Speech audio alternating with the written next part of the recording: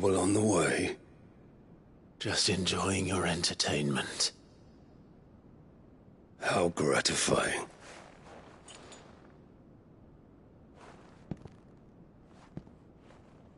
Have you come to defend your father's throne, Lord Rosfield? The Grand Duchy of Rosaria.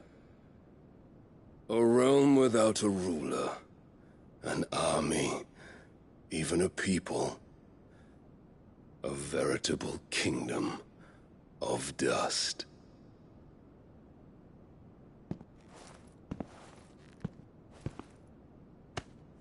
Truly, I see no throne to defend.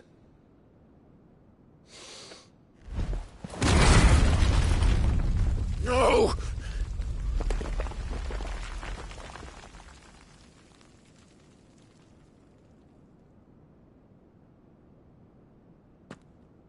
Enough of your games, Kuka. Just tell me what you want. Sid's head in a box. Imagine my disappointment when I learned that he met his end at the hand of another. And my relief to learn that you had taken up his thrice-damned name.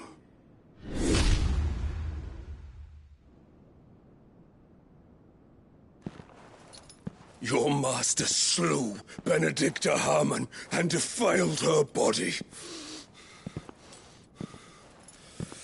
If you choose to bear that murderer's name, then you shall answer for his crimes. The only crimes I shall answer for are my own. Sid did everything in his power to save that woman, though she was long past saving. And so I did what he couldn't. It was me all along, Hugo. It was you.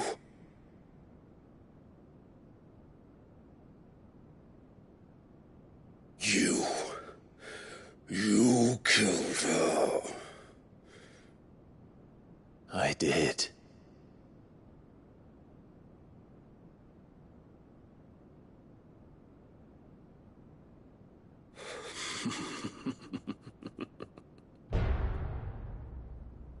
Then I am fortunate indeed.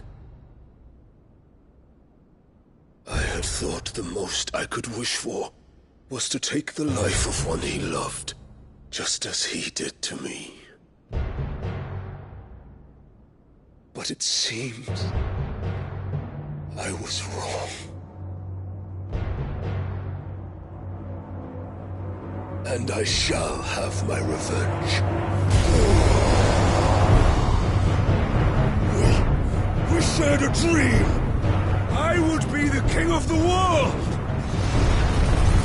She would be my queen! And together, we would rule like the gods we are!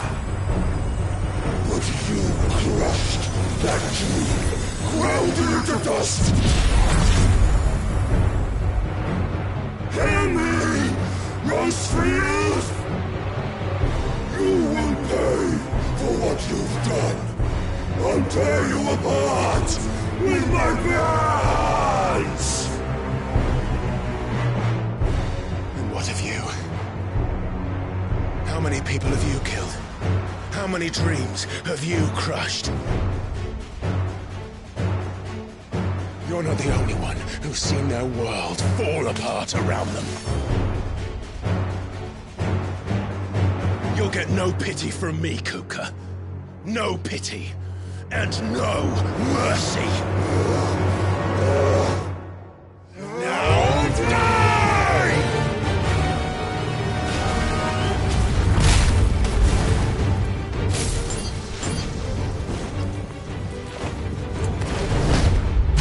This time, you learned what becomes of those who dare cross me. Cross! I'll kill you!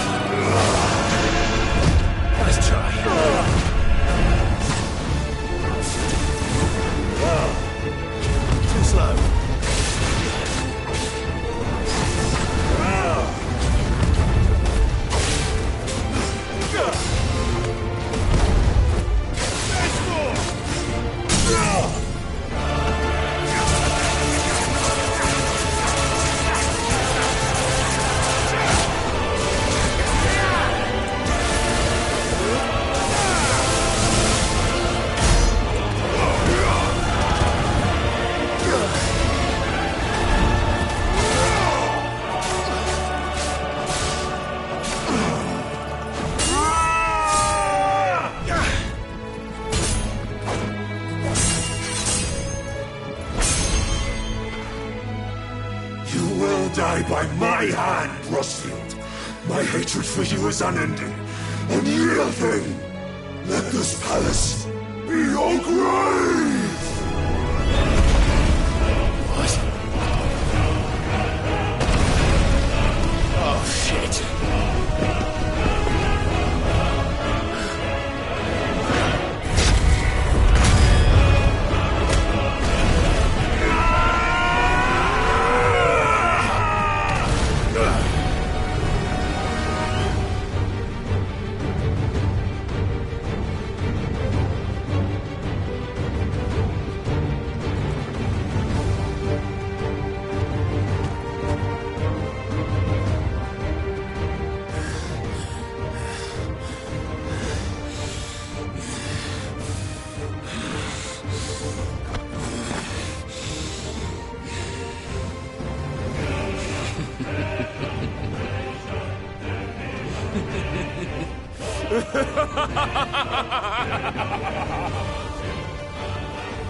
The world has chosen.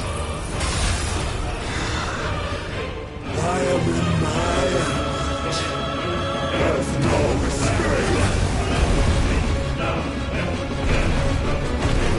The earth will always be my domain.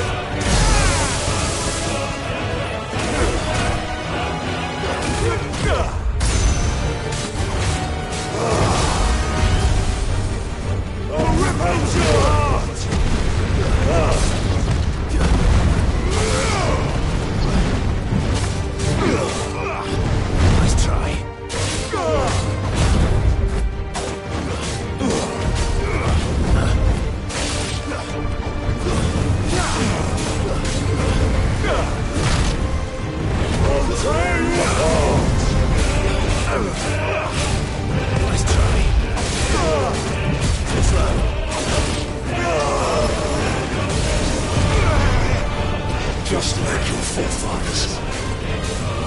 Your journey ends here! I failed.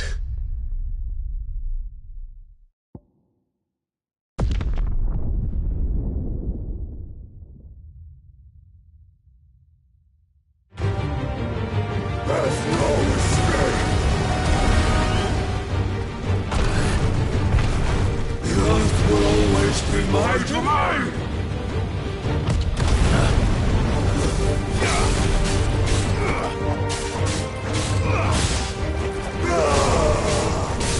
Nice try.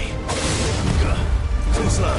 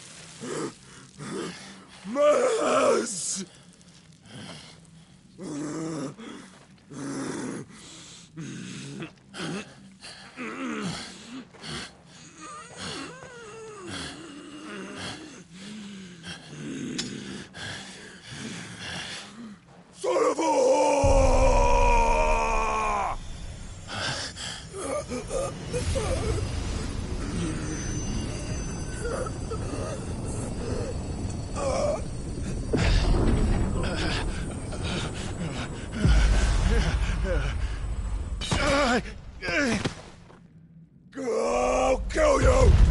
I'll kill you! I'll kill you! Ah!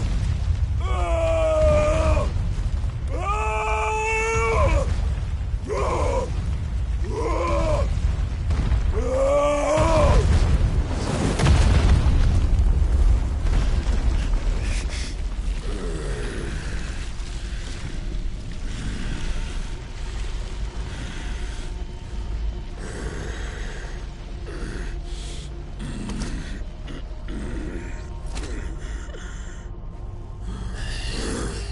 I'll fucking kill you.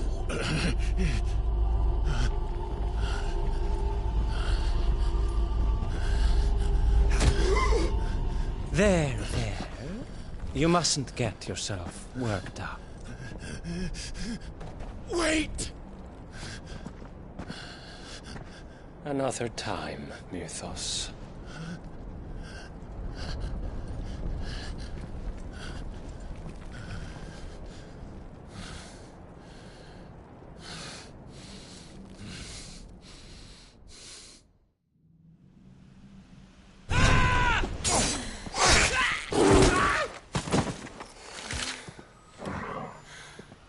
Was that all of them? I think so. Well, load of scum. Who the fuck invited them? Not that that's the biggest surprise we've had today. Where did you learn to do that, Torgal? Not telling, eh? Suit yourself. Gav, we have to find Clive. Right, sorry.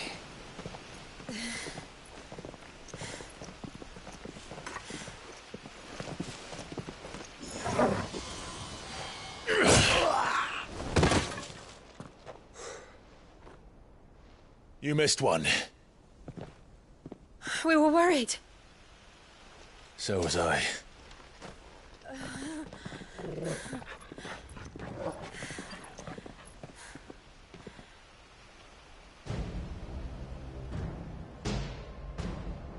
I was so close. If it hadn't been for my gift, I would have finished him. I'm just glad you got out of there alive. When did the Royalists arrive? Right after you went inside. Just when we thought we were shot of Titans, lot. In pile Odins. Not enough of them to worry us, though. No. You didn't see the one who took Kukra away. So, what? You think they came here to save him? Well, I'll be fucked if I know what's going on, but every minute we spend racking our brains, that bastard's getting further away.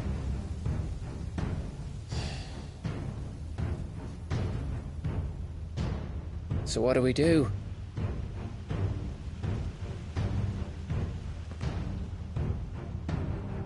We go back to the hideaway. I'm too tired to think. As are you, by the looks of it. And after what Jill's been through. Let's worry about Kuka later, shall we? Aye. All right. Well, give us a chance to solve the riddle of your magic mud, too. Hey, how you feeling? Ready to go home?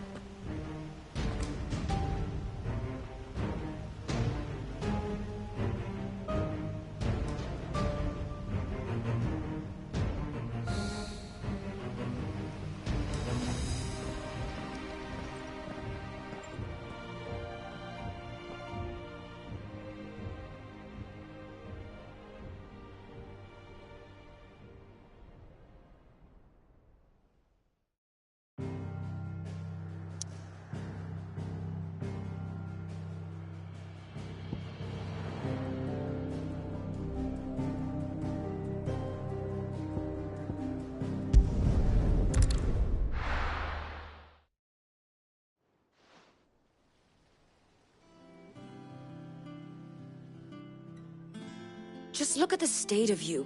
You're more of a wreck than this place. Is this what you call taking better care of yourself? No more excuses, your ladyship. I order you to rest. Fine. I'll rest.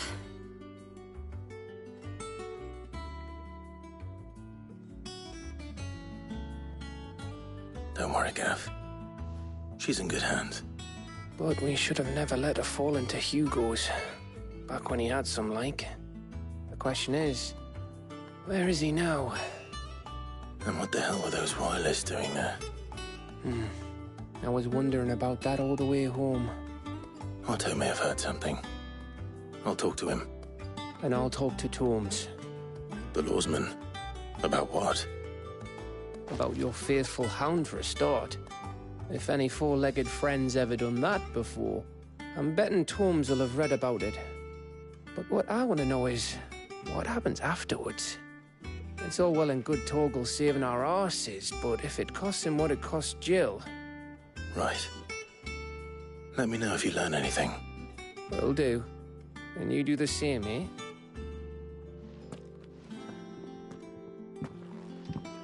Jill. Listen to Taya. I will. Thank you.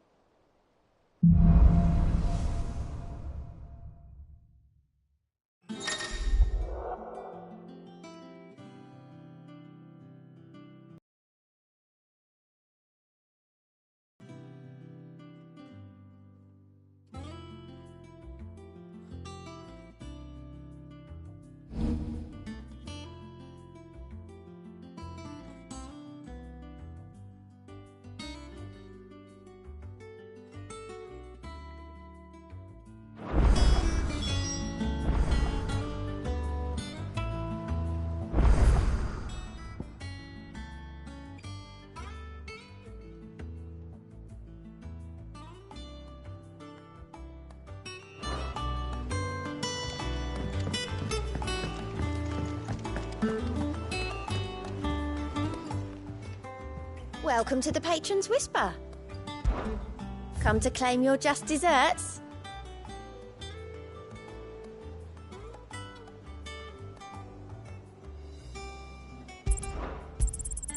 All yours.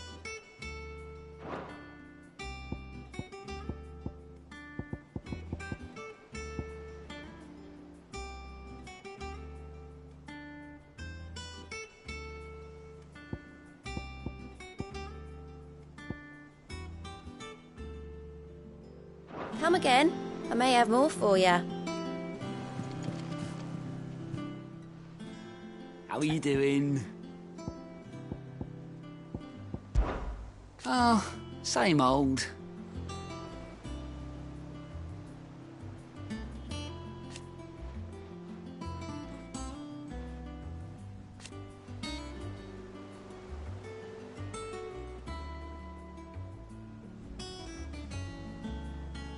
So,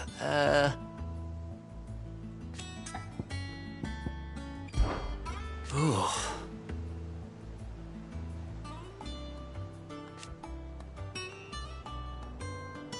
And Sid. But he's still with us too.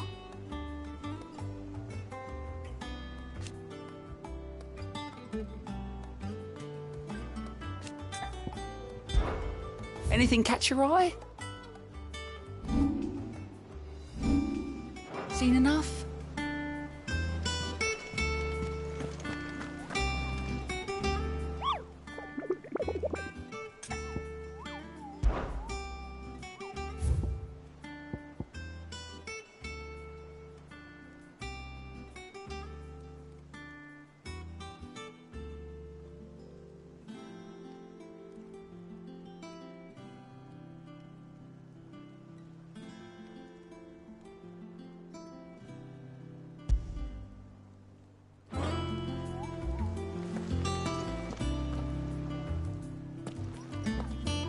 Otto, is now a good time? It's not a bad one. How's Jill doing? She's been better. Ty is making sure she gets the rest she needs. Good. Any word on Kupka's movements? Vivian's doing what she can to try and track him, but she's feeding on scraps. We've sent ours out to the Cursebreakers and their other friends in the West, asking them to keep their eyes peeled for anything unusual. No leads yet, but it's only a matter of time. All right. Let me know when you find something. There he is. All right, Clive. Still busy saving the world. Mid. When did you get back? Just now. What about your studies? Adjourned. Since Hugo Kupka invaded Rosaria. All the canvassers in uproar about it. He's gone mad. He's turned rogue. It'll be us next. You try concentrating with all of that. All right. You win. How long will you be staying this time? Dunno. A while, most likely. Any road, while I'm here, I was hoping you could do us a favour. Mid. You can't just expect me to... Please, oblige her.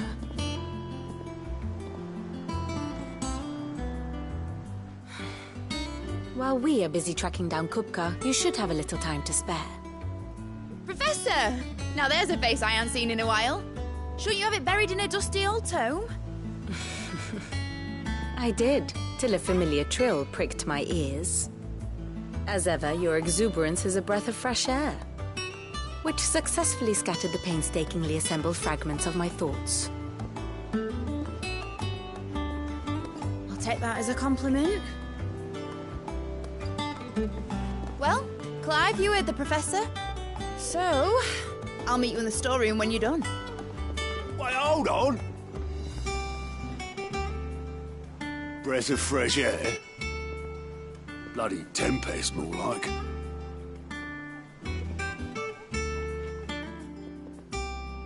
Oi, Otto, you got my gill? Huh? What are you on about? My fee for bringing Mid across. She said you were paying. That little... The storeroom, was it? I wonder what Mid's plotting.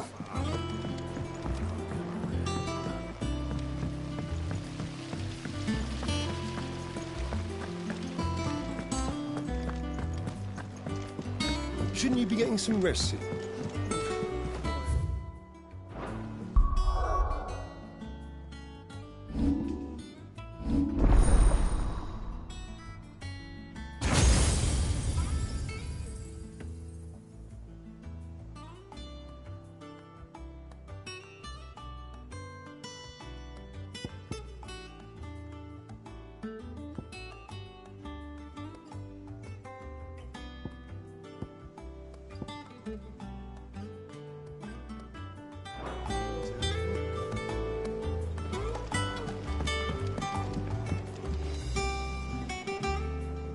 You took your time.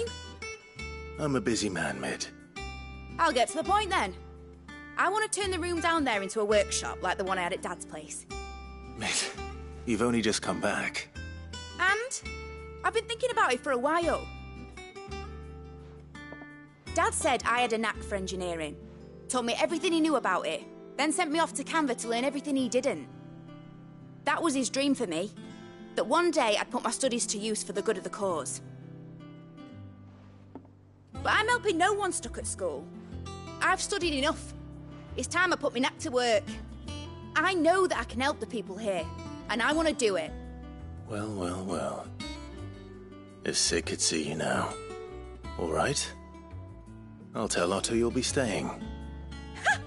I knew you'd say yes. Which is why I wrote up a list of jobs for you. For me? Who else? What do you want me to do? First things first, I need equipment and materials to start making my own.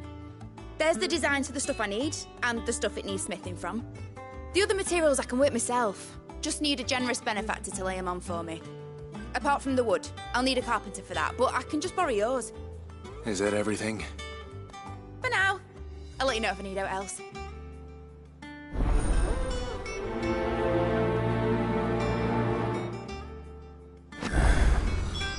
Where to start? Materials and tools. That means Karen and Blackthorn.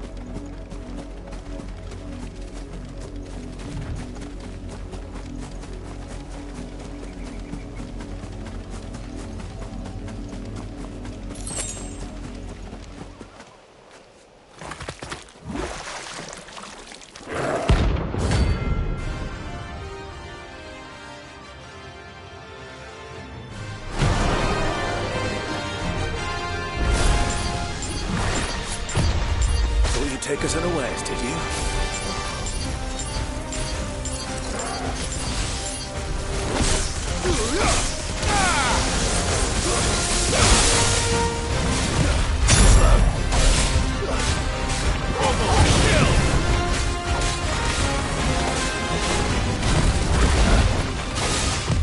Nice try.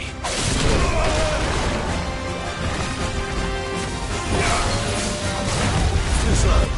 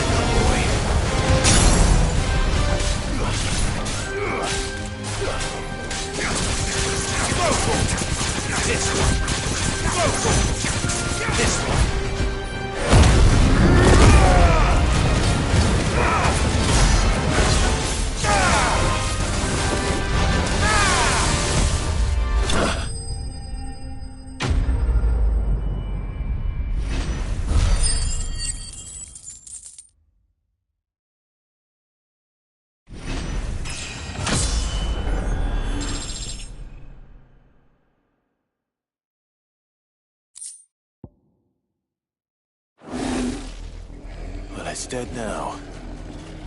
Whatever it was.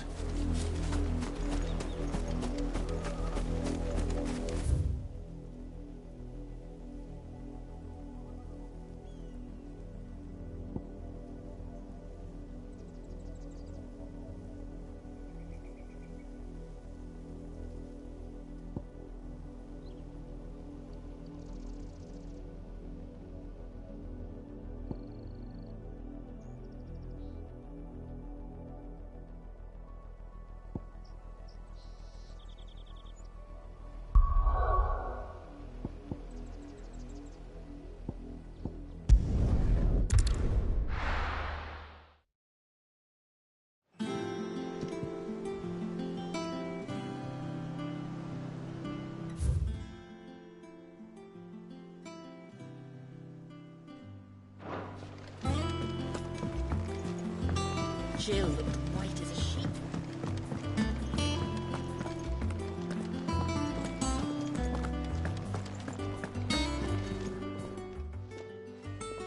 Was wondering where you'd got to. Mid's back from Canva. Have you seen her?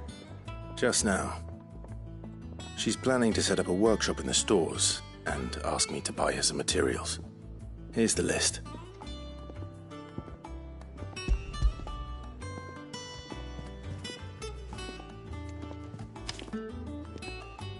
Think you can find everything on there? This lot? Wouldn't be much of a trader if I couldn't. Excellent. As for payment... It's paid. 100 times over by what that girl's done for us. If it weren't for her filters, we'd have naught to drink but blight water, and that would have drained the life out of us long ago. Indeed it would. I'll send the stuff on to Mid when it comes in. Thank you, Karen.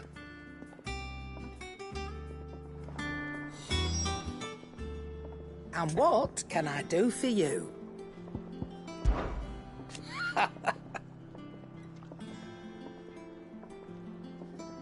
Quite the opposite.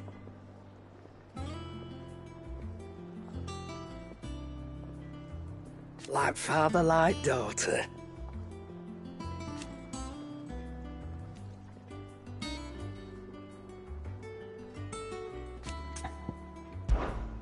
Go on, then.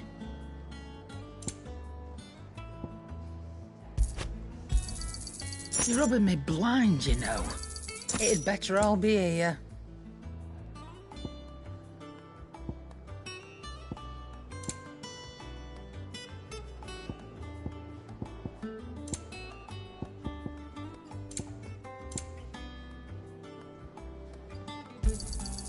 You're rubbing me blind, you know. It'd better all be here.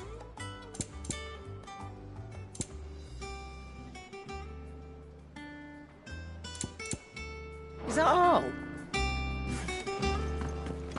It's all right. See, there's nothing to fear from Cookgar. I can't wait to see what Mid's going to build us this time.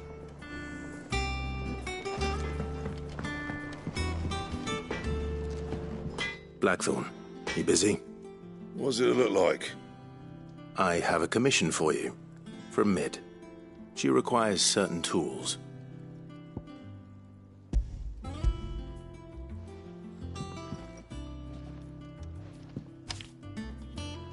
you think you can make them? Bloody hell. What's she planning to build with this stuff? An airship? I'll see what I can do. Tell her I'll bring them over when I'm done. My thanks. And Mid's, no doubt. That just leaves the carpenter. Let's see if Bardolph's available.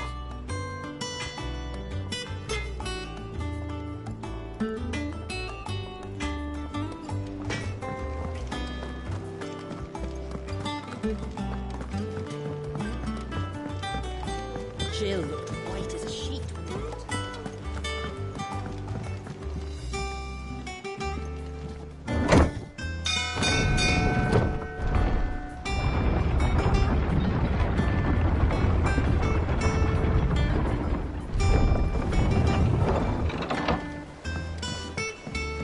Do with a good oiling. Should be enough to keep... How do, Master Sid? Bardolph. Mid's looking to build a workshop in the storeroom, and she needs the aid of a skilled carpenter. So naturally I thought of you. Well, I'd love to help the young miss however I can. But I'm afraid I got my hands full just keeping this place afloat. There's holes need patching, and if I don't patch them, we'll all of us sink into the mere.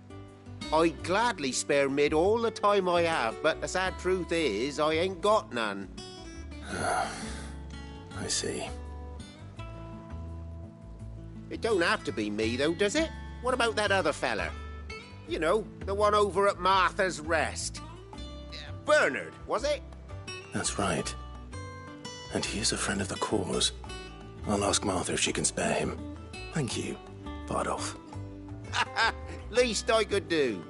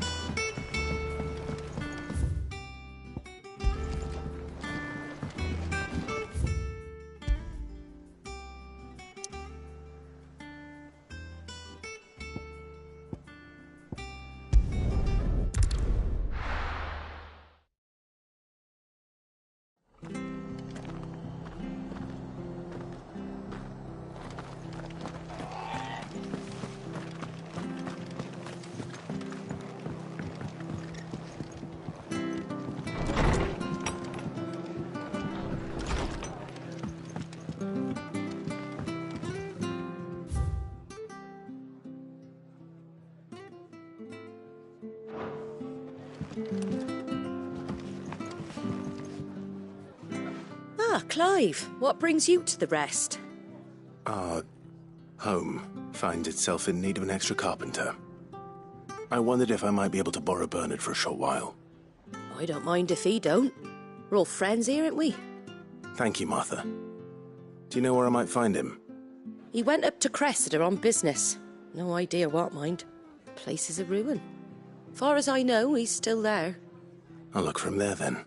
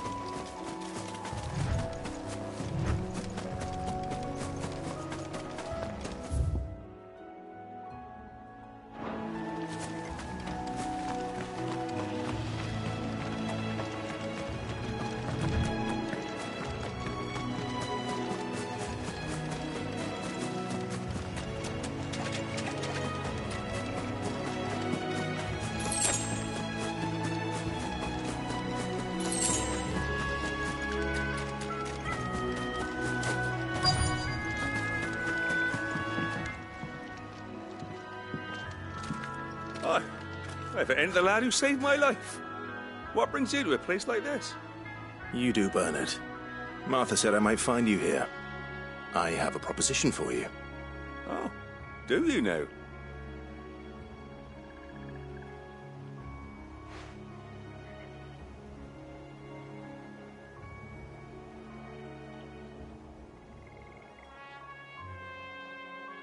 Building a workshop, you say?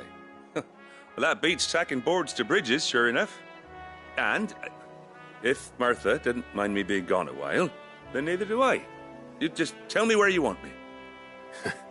That's the spirit.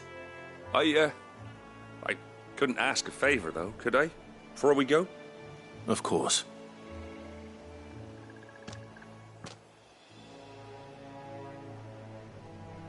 Well, that there is Cressida, where I grew up. Ain't much left of it now, though. Except my parents' graves. But I came up here hoping to visit them. I even patched up the bridge to get across. Only to find the place crawling with fiends. But you're a dab hand when it comes to dealing with beasts and bogles, ain't you? Any chance you could, It's the least I can do. Well, thank you kindly. And take care.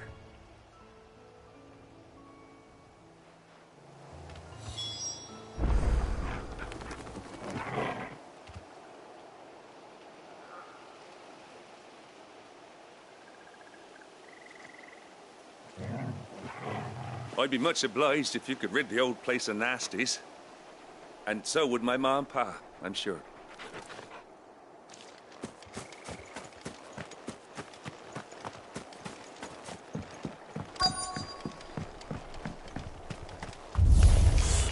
This shouldn't take long.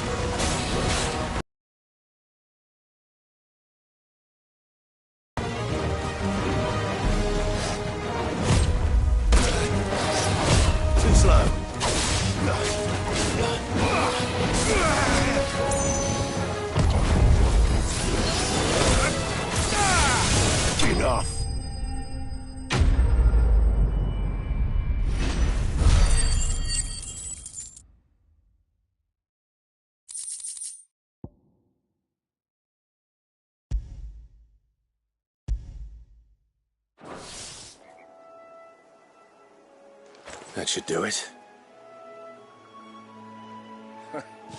You made short work of that lot. Thank you, son. Now my folks can rest in peace once more. How long is it since the village was abandoned? Oh, people started packing their things after the duchy fell. Between the Blight and the Imperials, you just couldn't make ends meet. Must be nigh on a decade since the last wagon left. Oh, it may as well have been a century, looking at the place. This isn't the Cressida I remember. I'm sorry.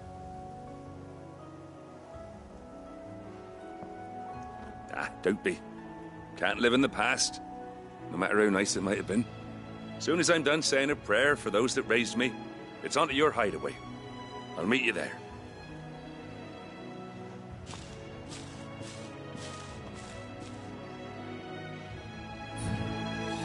That should take care of Mid's little list. Better head back before she thinks of anything else.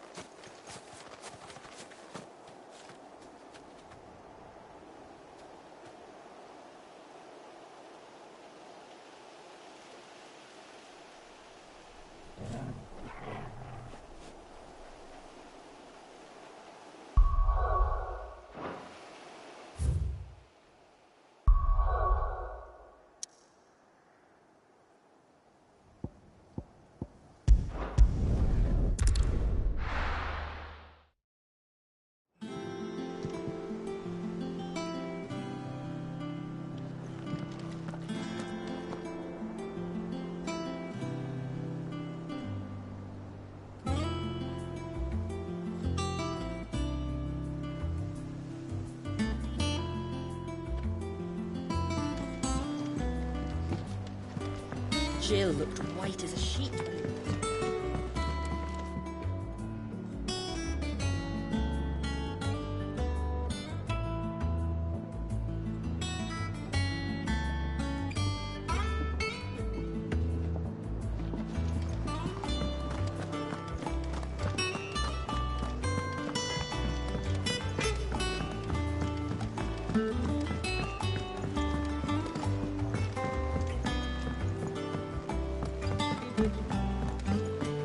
How's it coming along?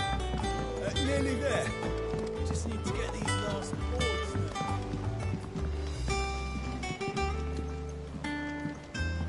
You were born in Rosalith, weren't you? Must be hard, hearing what became of the place. No, the capital's as strange to me as I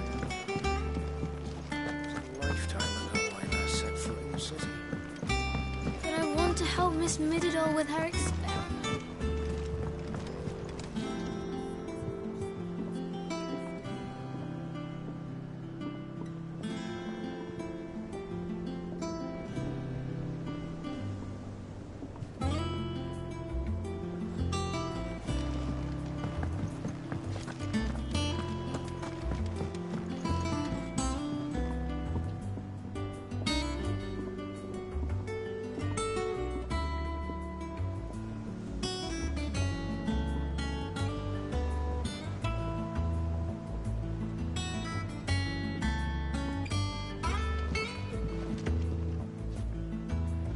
All right, Clive. You've all done then? I am. I've placed your various orders, and a carpenter by the name of Bernard is on his way from Martha's Rest. That's brilliant. Thanks, Clive. Is there anything else you need? Nope. Blackthorn and Lady Karen have already sent over everything I asked for, and I've got all my plans drawn up. So as soon as Bernard gets here, we can get to work. I can't wait.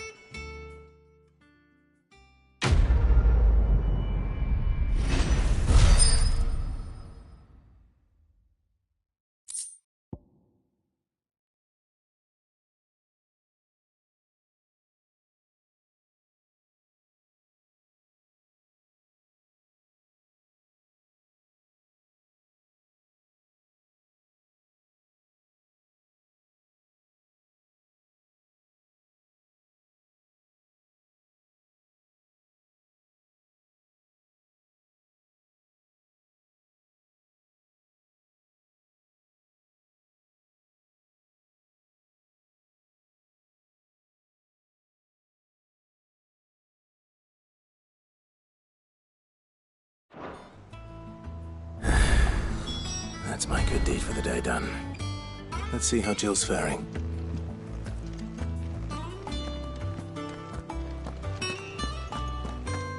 Shouldn't you be getting some rest soon?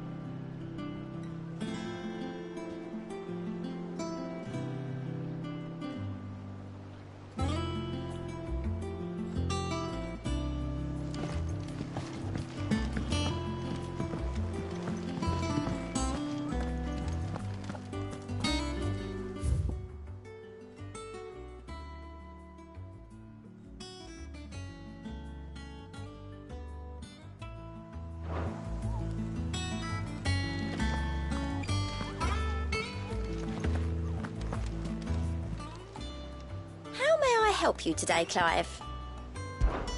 Come to claim your just desserts? All done?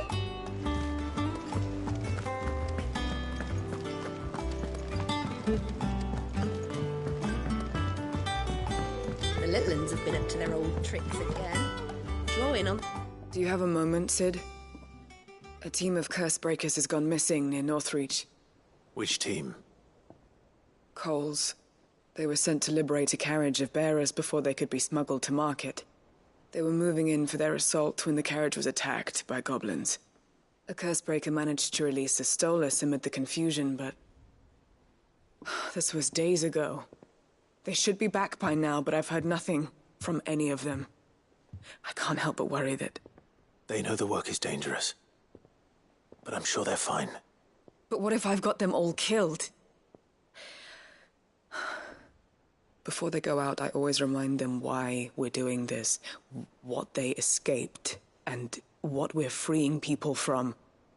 But I never really thought how my words might affect them. What risks they might take because of the things I've said.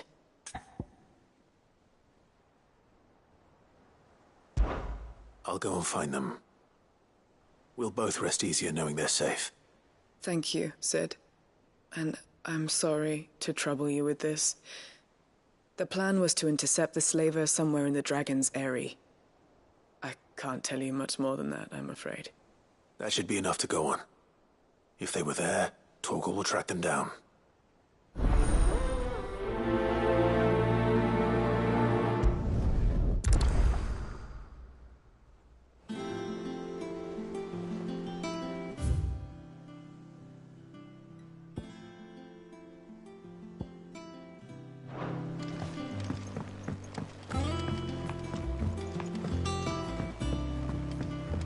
Here, what's everyone whispering about?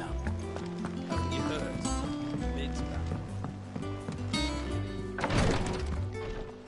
Ah, Clive. Talia. How's Jill? Recovering, but she still needs her rest. Of course. Take good care of her, won't you? I'll do my best. Oh, Gav was looking for you. He said he had something to show you in the shelves. The shelves? Oh, that's right. He went to ask Harpocrates about Torgal. He must have found something.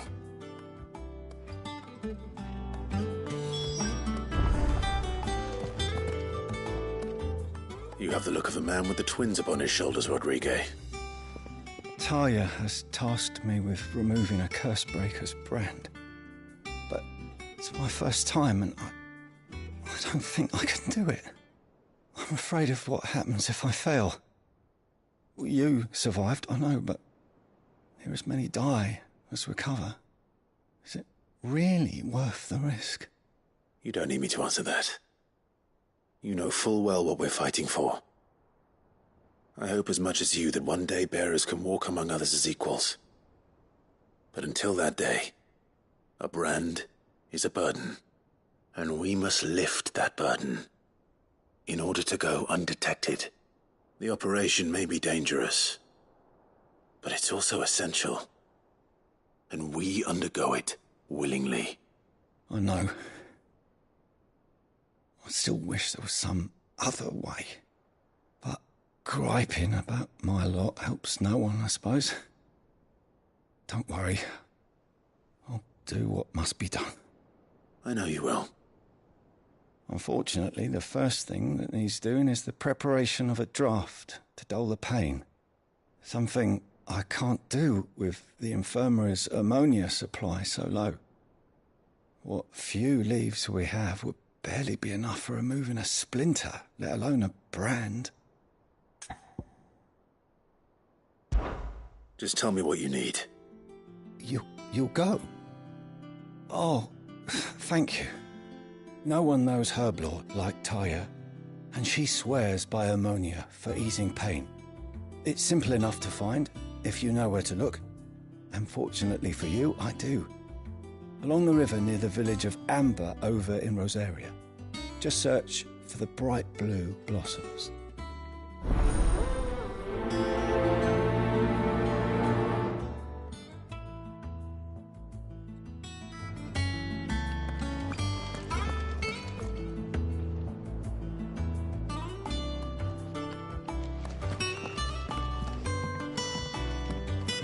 I'm feeling a lot better, thanks to Talia's remedies.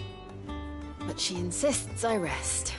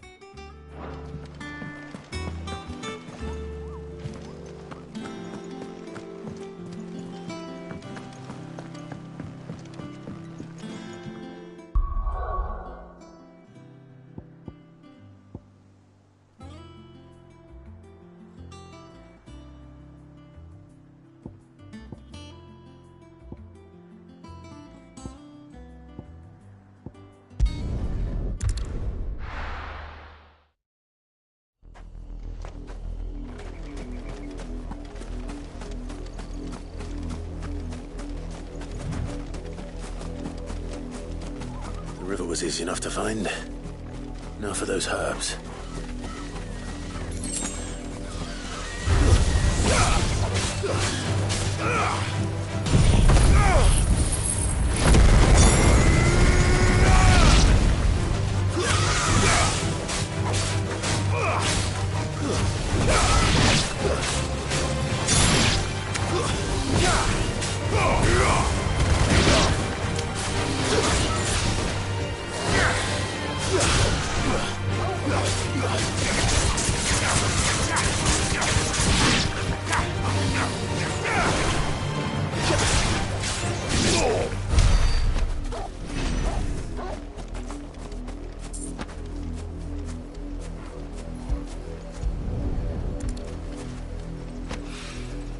This is the only plant around here with blue flowers.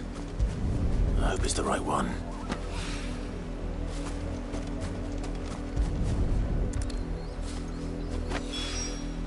Should be enough to keep the infirmary stocked for a while. Hopefully this will put Rodriguez's mind at ease.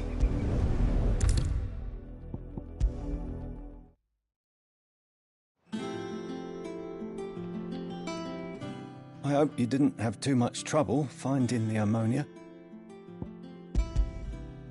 Only the usual. Oh, yes. This is it. And more than I was expecting. I dare say the patient won't feel a thing. That is, unless I... You'll do fine. Taya trusts you, which means I trust you. The hideaway would be lost without skilled physicers like yourself. Thank you for the kind words. Truly. But... I'm sorry. I'm still terrified. The brand is more than just ink on flesh. It's a death sentence. Milk of the wyvern tail lurking just below the surface of the skin. One ill-conceived incision, a single slip, and the poison fouls the patient's blood. Failure means death, and even success means tremendous pain. Days of agony as the wound heals. I became a physiker to help people, not to kill them. I don't want to kill anyone. Cursebreakers lead hard lives, and the operation is only the beginning. They toil in the shadows, risking life and limb, knowing their efforts will win them neither glory nor acclaim. And yet we have no shortage of volunteers.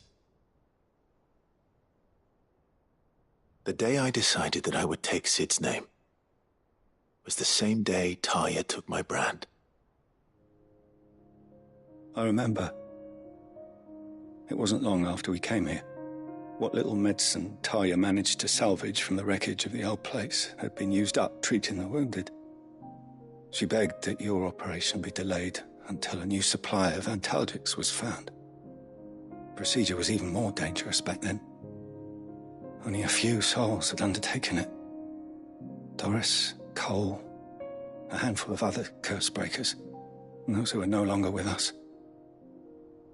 Those who lost their lives in the process. It wasn't something to be done lightly. No. But it was something I had to do, if I was to take Sid's name.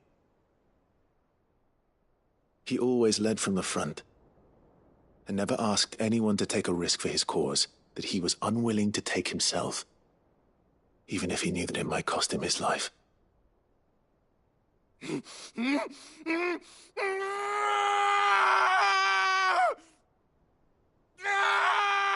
Hold still, Clive! Hold still!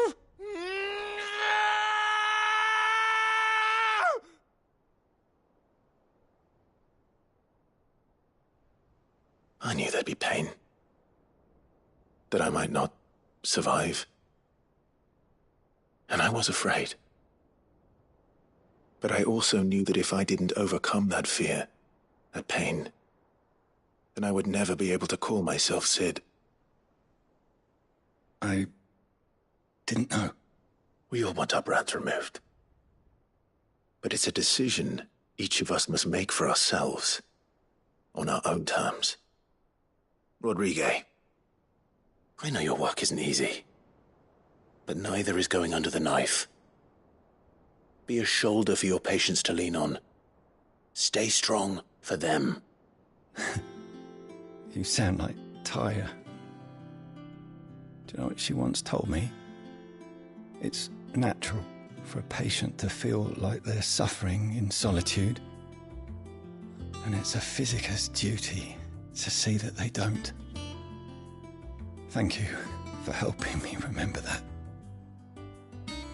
I won't falter. Not again.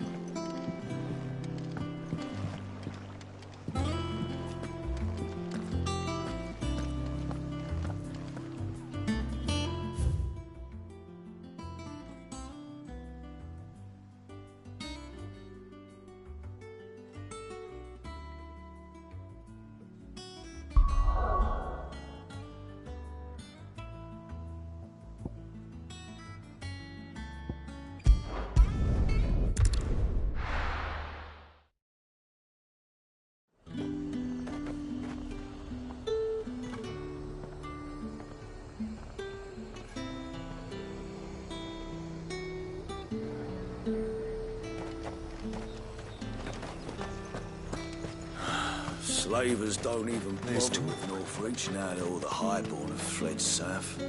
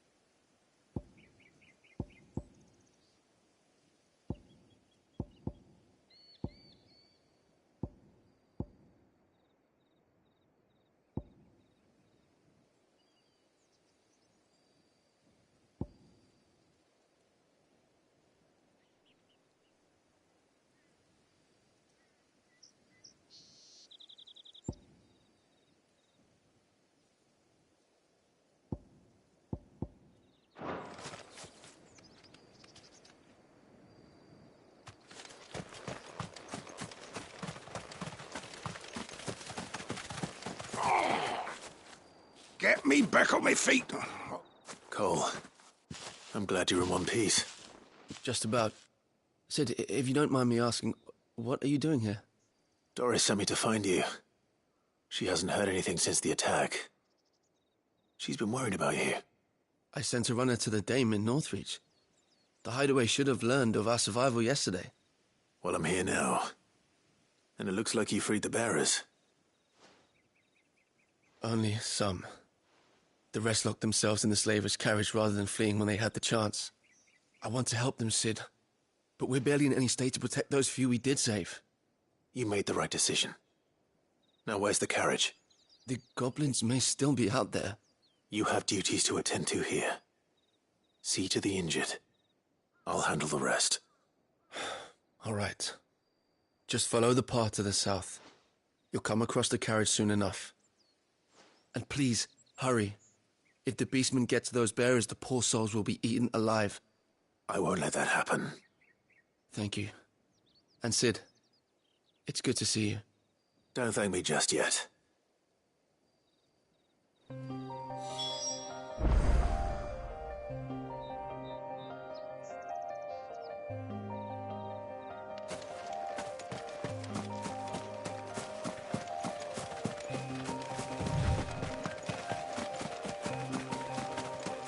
They're trying to get into the carriage.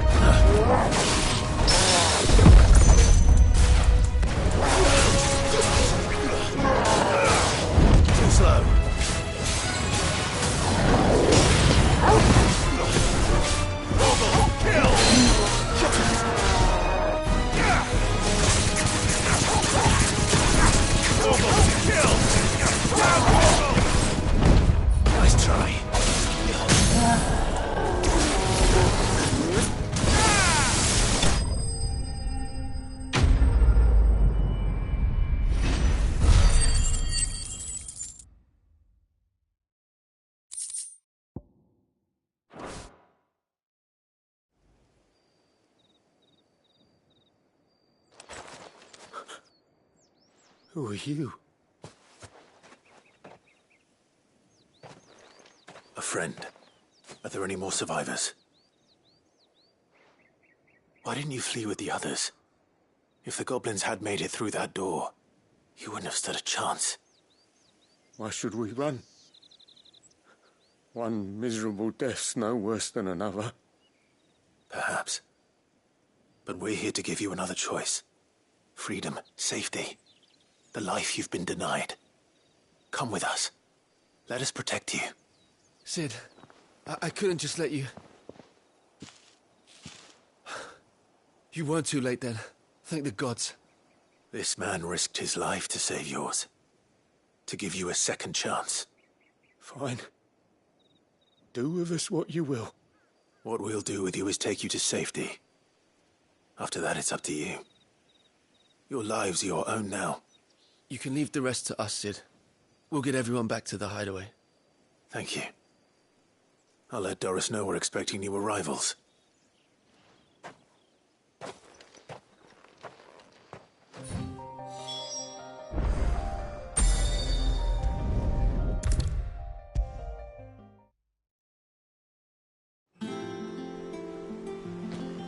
Cid, welcome back.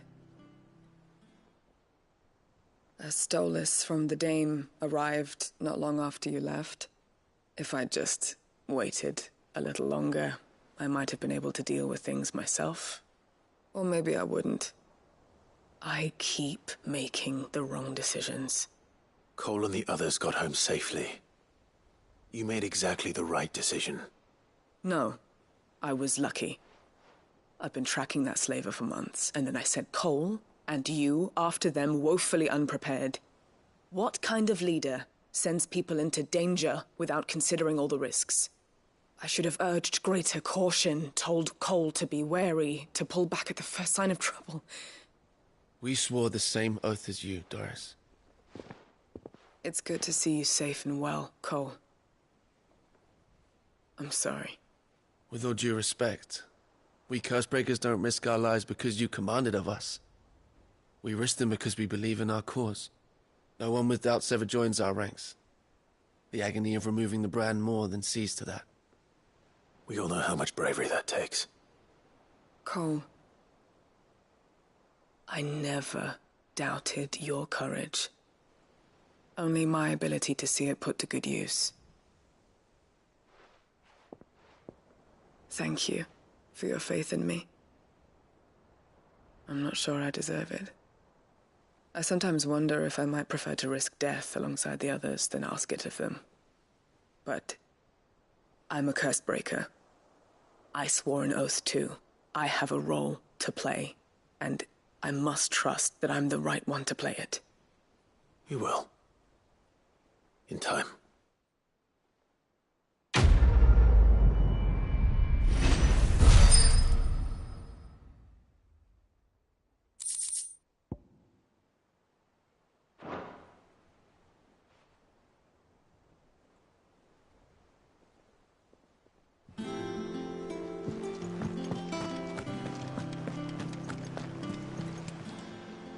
How may I help you today, Clive?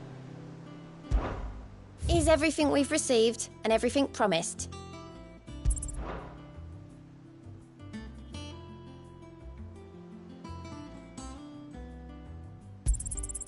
You earned this.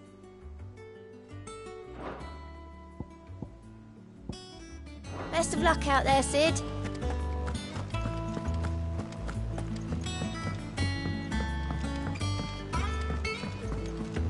The little ones have been up to their old tricks. Jill looked white as a sheet.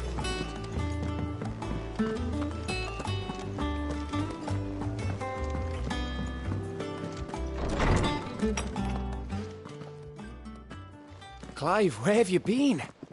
I've been wanting to ask you something about Torgal. Where did you get him, like, in the first place? My father brought him back from one of his expeditions into the Northern Territories. They were crossing a snowfield when they heard his cries, and, seeing no sign of his pack, they took him in. What do you reckon, Torms? It certainly adds weight to the theory. Clive, I believe that Torgal may be no mere hound, but a rare frostwolf, an animal native to the far northern reaches of Valisthea. In one of our oldest bestiaries, I found reference to a frostwolf who served as guardian to an ancient queen of the north. Such was his mastery over ether, he could cast magics on command. His name was Fenrir. Fenrir the Frostwolf. Now, the annals do not state it explicitly, but I have reason to believe this queen was a dominant of Shiva, a girl from the Northern Territories and her faithful hound. One awakens as the dominant of Shiva, and the other? You're saying that Jill granted Torgal his powers? What? Just like Fenrir. People called him my hound, but Torgal and Jill were inseparable. He grew up as a faithful companion to the dominant of Shiva, and years later, his powers awakened, just when his master needed him the most. You're right.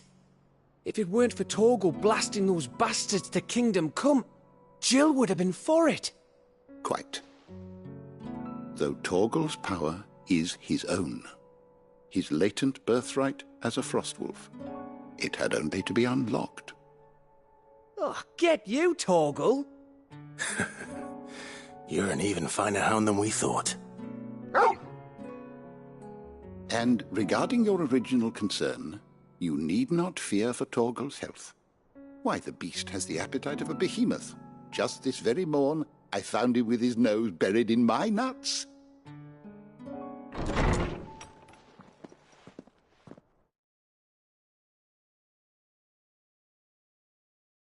There you are! I've been looking everywhere for you. Bernard's here. I need you to introduce us so we can get to work. I shan't be a moment.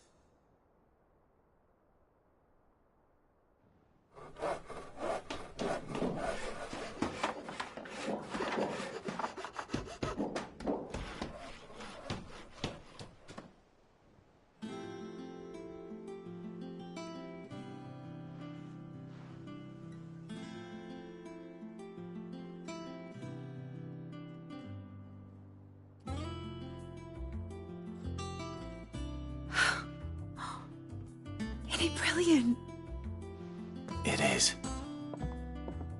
Well, I couldn't have done it without you. You and everyone else. But I promise I'll pay you back. I'm gonna work my fingers to the bone for you lot, starting right now. Just you wait. I'll make wonders like this world's never seen. Then I look forward to seeing them.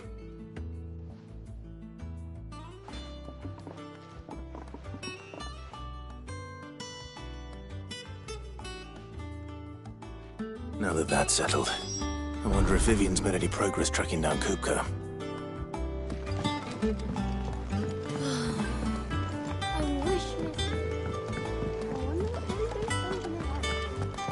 I think I'll wait till Mid's away to take a tour of her dungeon.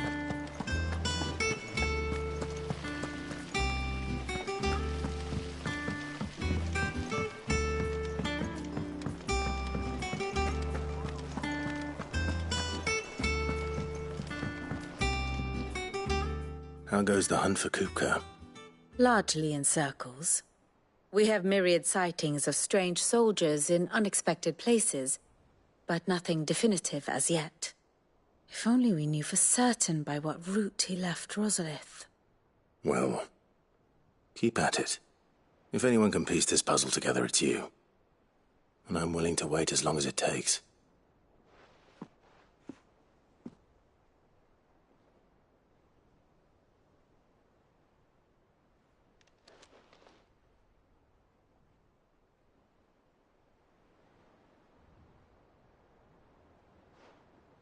What? Here? Would that be a problem? Do you know, Clive? I believe it a mercy that you didn't inherit your father's throne. Your poor people would surely live in fear of you. You have nothing to worry about on that front. I won't be claiming his crown.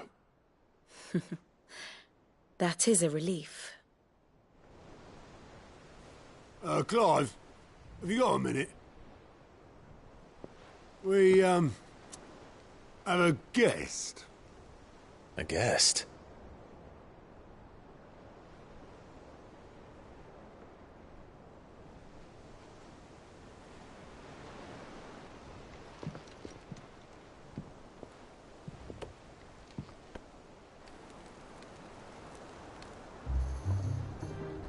For your trouble.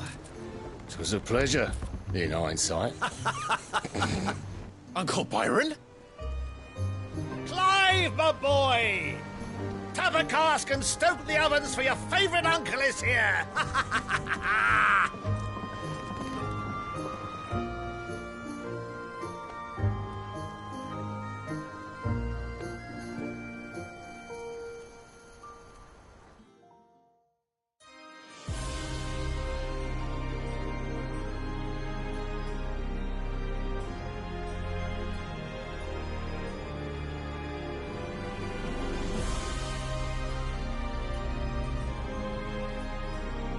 The Dalmekian government sues for peace. How shall we respond? If they're willing to accept their fault in the matter, I see no reason to refuse them. Still, we must insist on substantial reparations. Twinside stores are not as bottomless as reported. Aye, and we have many more mouths to feed. We shall just have to have the Dalmex empty their treasuries for us.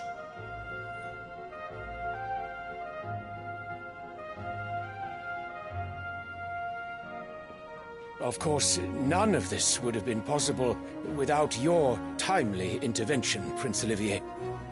Indeed, I doubt any of us would have had the courage to trade words with the mighty Titan, nor less the wit to win him over.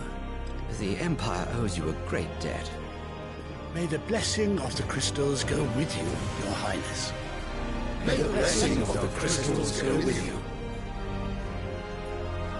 Very good.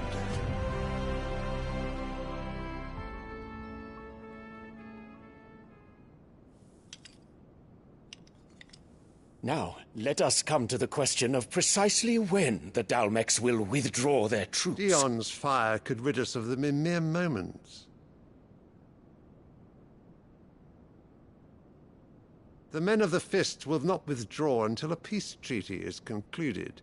So let us keep the negotiations open, give them time to gather what gold and trinkets they can, and once they deliver that which we demand, what worth is a piece of parchment? Your Radiance, were Prince Dion to take the field, the enemy would surely send their own dominant to meet him. And while His Highness would of course prevail, there would be heavy losses on both. You need not fear Hugo Kupka. He is engaged on the Western Front. Even were the Dalmex to send for him, he would not arrive in time. As much as I would enjoy witnessing a clash between Bahamut and Titan, it is not to be. And what of your subjects, Your Radiance?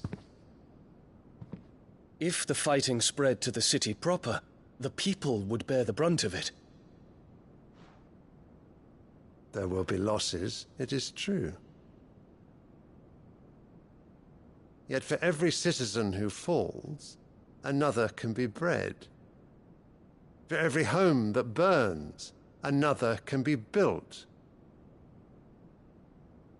The Empire will live on.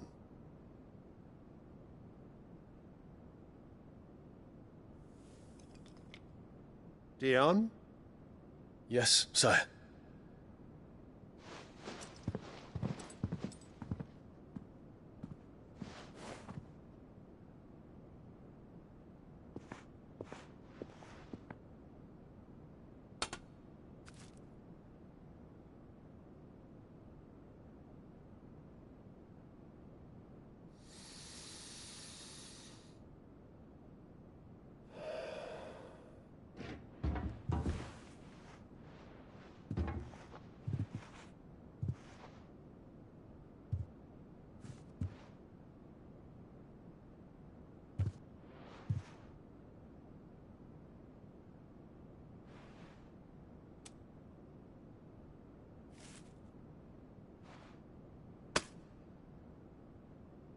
Prepare for battle.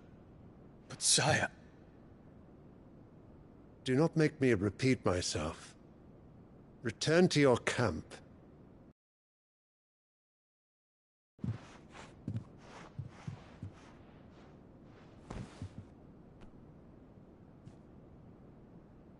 If that is your wish, Your Radiance, I shall depart at once.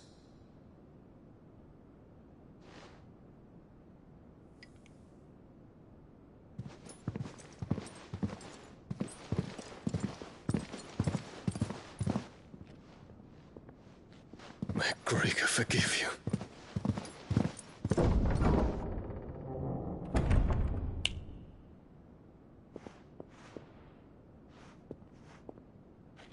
What do the astrologers augur?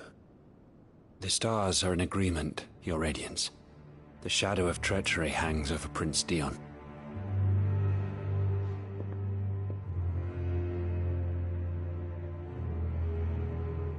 Annabella's tales were true. You disappoint me, Dion.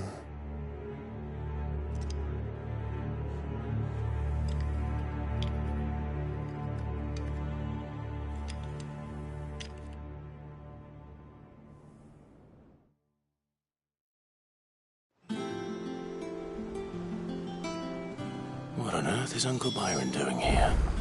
Only one way to find out.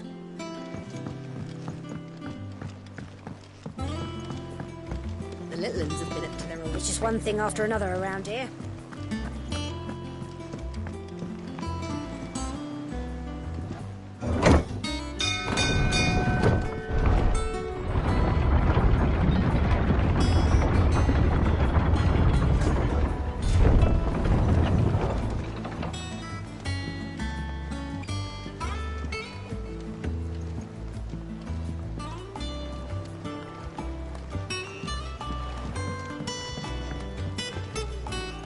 Ah, my dear nephew. How I've missed you. How did you find this place, Uncle? Through the good offices of young Sir Wade. He really is the most helpful fellow. As are you, I hear. The Guardians and those they freed tell the most outlandish tales of your heroics in Rosalith. Which is why I came, to learn the full truth of the matter. Sort the fact from the fiction, so to speak. You were working with the Guardians of the Flame to evacuate the people of Rosalith to Port Isolde. I was, aye. Then I have questions for you. Please, come inside, Uncle. Gladly. You there? There are 2,000 gold talents in those chests. See that they're added to my nephew's coffers, would you? 2,000?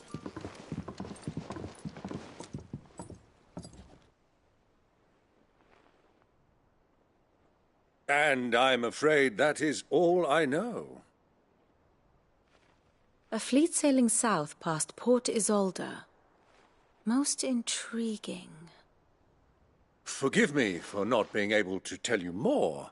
I hadn't the faintest idea Kupka withdrew wounded from Rosalith. Still less that my own nephew dealt the decisive blow. What do you think, Vivian? I think, with this news of the Dhalmekian fleet and recent reports of the Royalists' movements, that the final piece of the puzzle has fallen into place. Come here and I'll show you.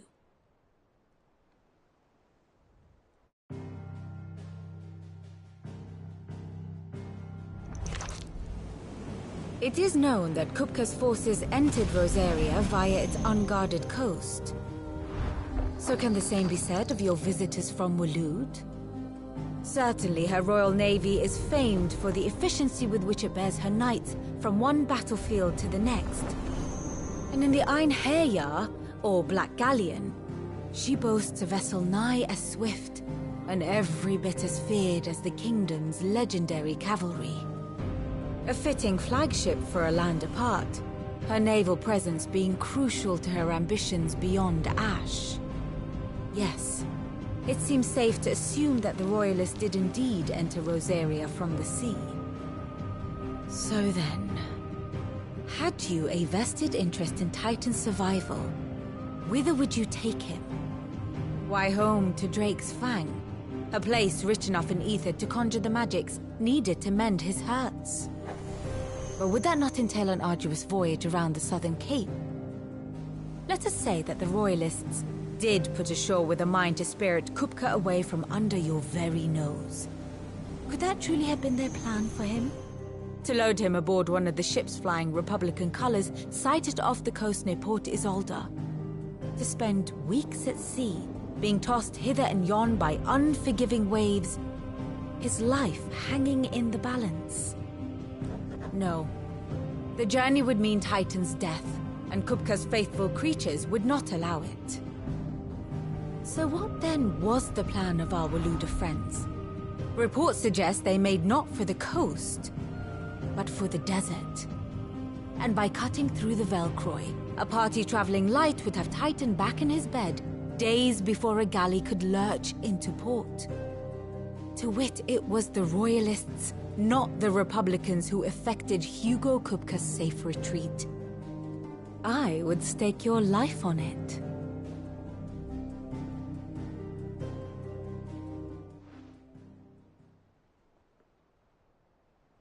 So it was the Waluders who spirited the wretch away. Now I think about it, there was something a little strange about the ships I saw. The men seemed almost crestfallen, as if in mourning, as if they believed, or were made to believe, that their master was dead.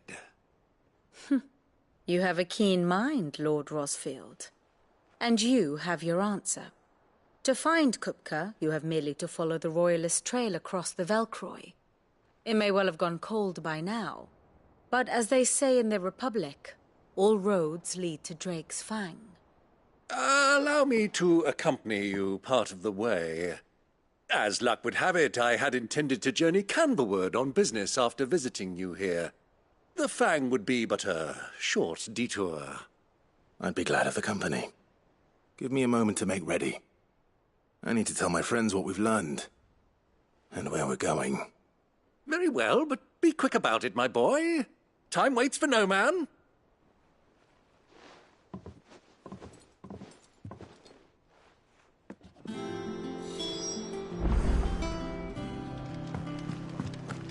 Mid's finished outfitting her little workshop, I hear. With a little help from Sid, of course. Of course. The little uns have been up to their old tricks again.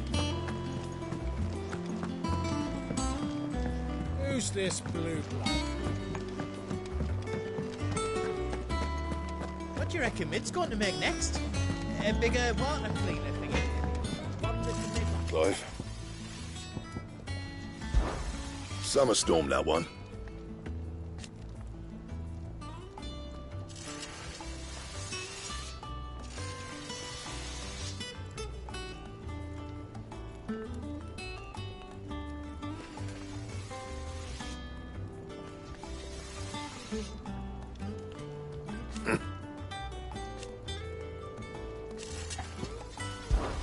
For Sancfordian, dear.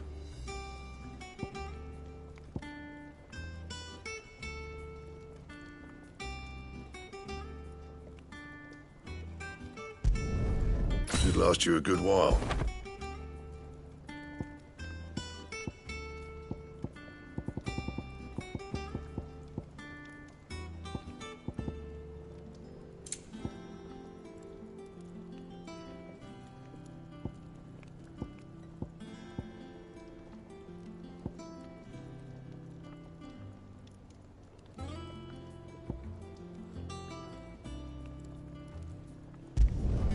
No scratches, all right?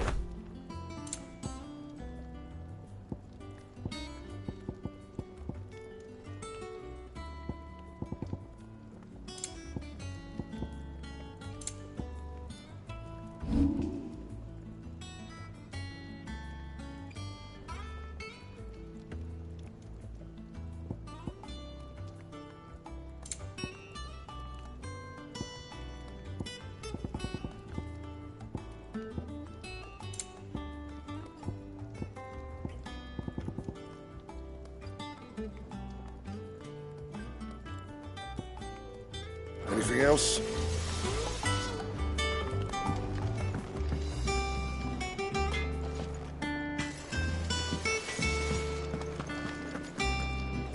Sid's going to find Kupka and finish the job. That's right.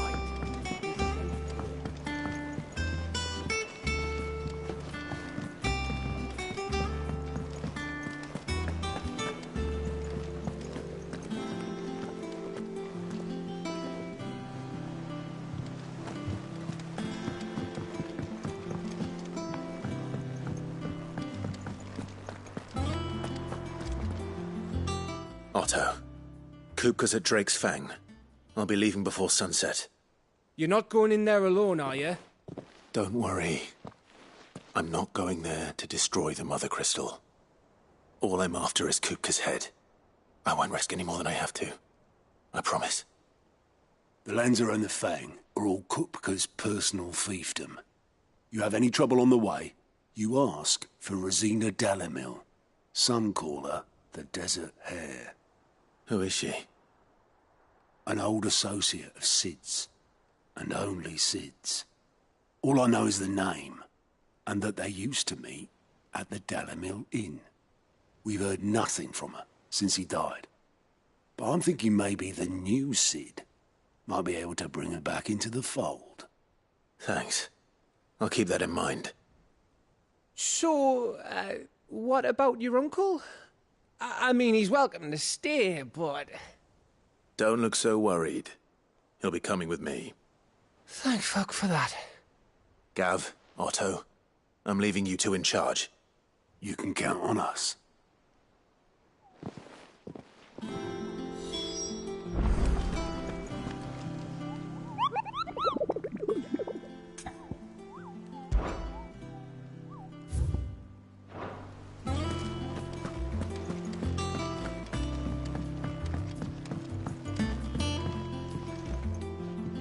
All right, Uncle.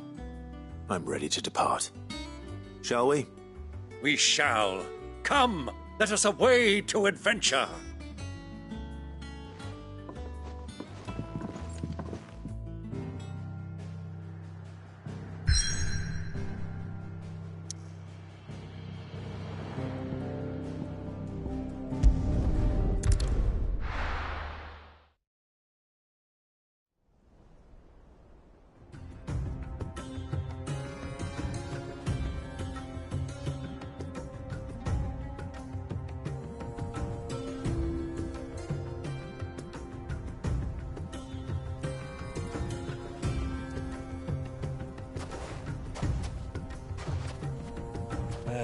I was a young man when last I walked this path.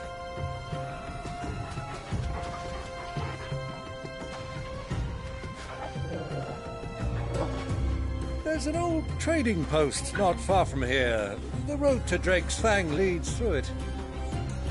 The trading post it is.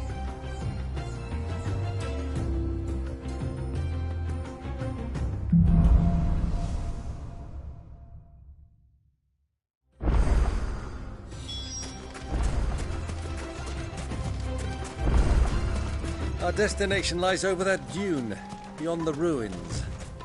Mark them well, Clive. It's all too easy to lose one's bearings in the sands.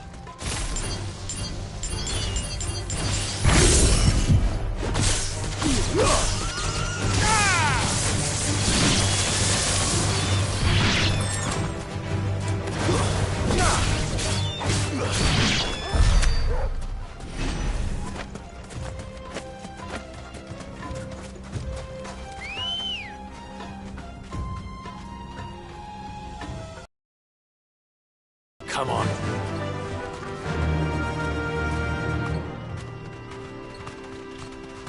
Fly, Ambrosia.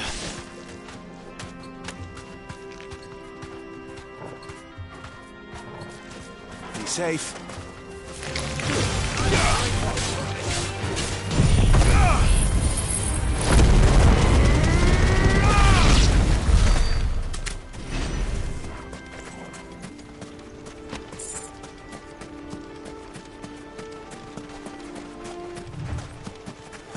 Many years ago, when you were just a boy, you and I rode this way, accompanying your father on a scouting expedition to Drake's Fang. He let me come with you. I'm not surprised you don't remember. It was just before Joshua was born. You were so eager to be there when your brother arrived that you whipped your chocobo too hard on the journey home and fell from the saddle. I shall never forget how Elwyn fussed over you as you sat in the sand, bawling like a babe.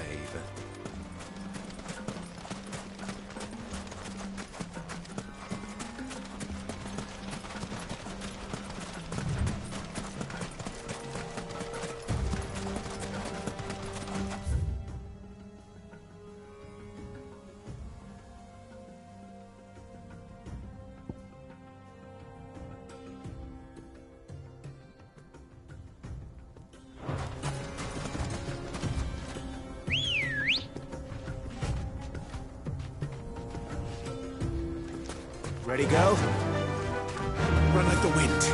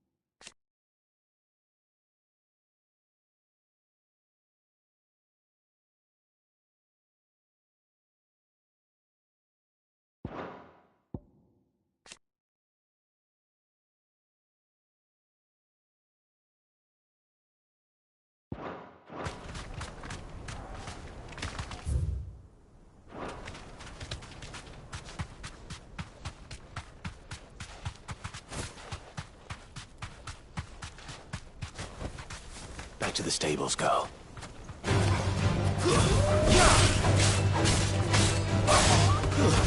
Stay down!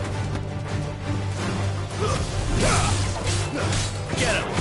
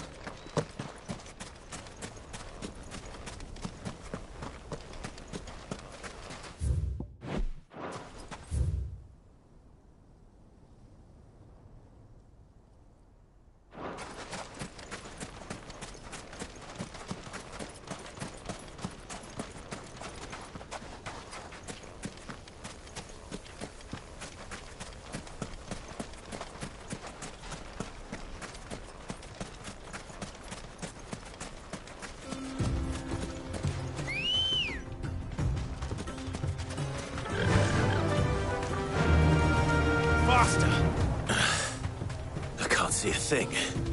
Come, Clive! Let us turn back before we lose our way!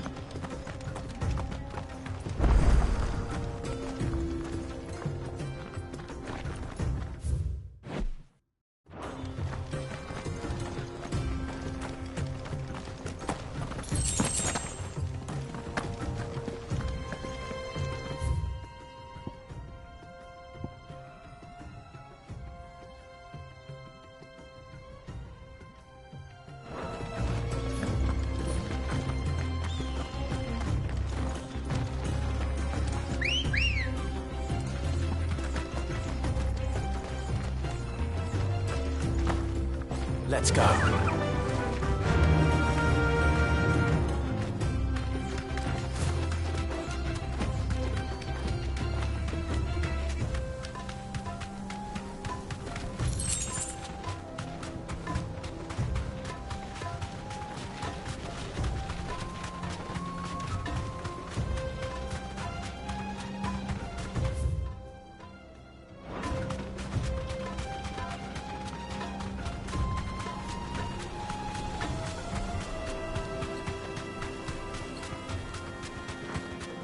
Quietly now. Time to fight.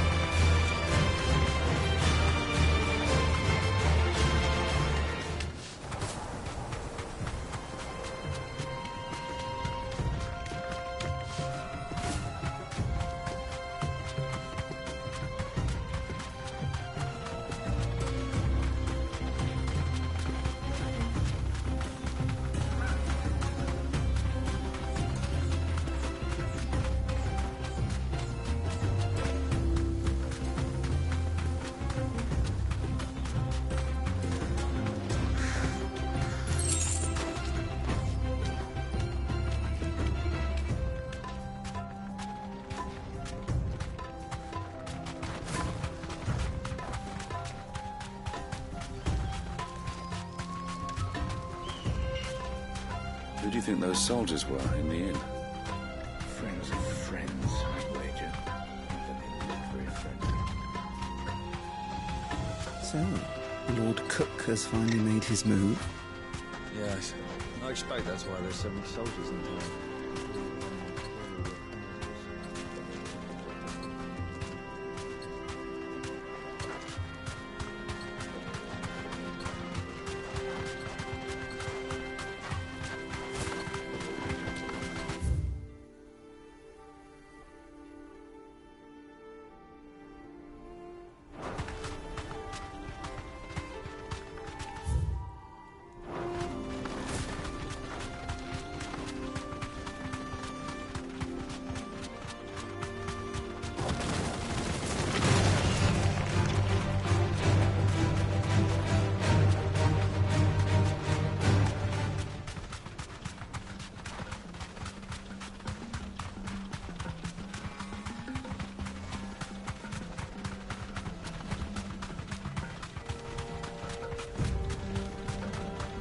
Have you lost your way already, my boy?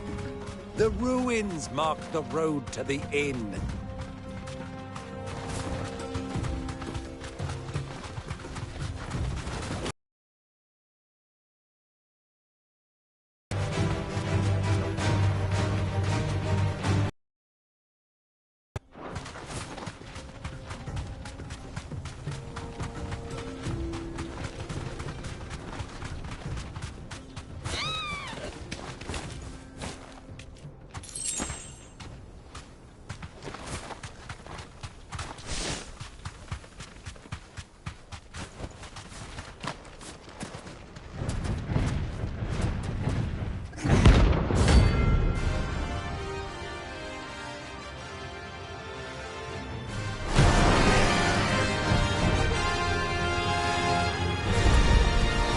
Well, Clive, looks like you're gonna need an even bigger sword.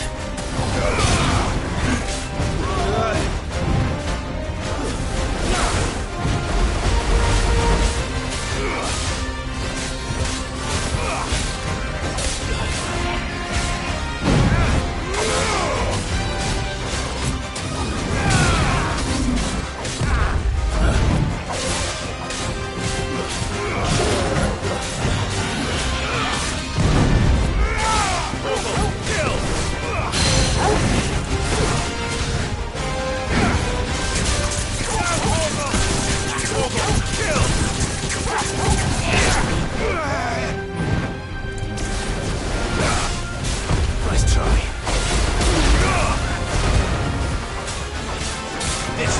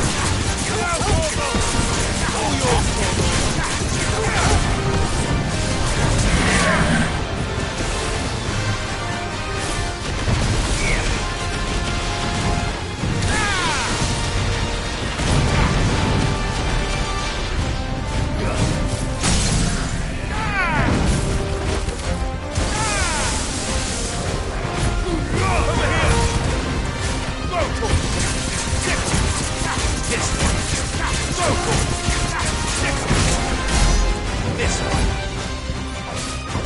It's over.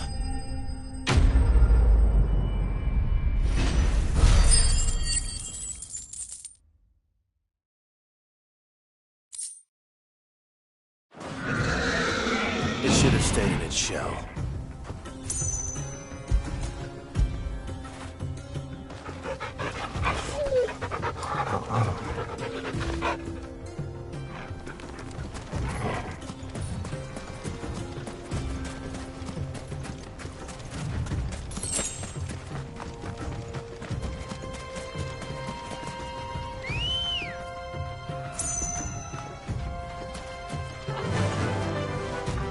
Run like the wind.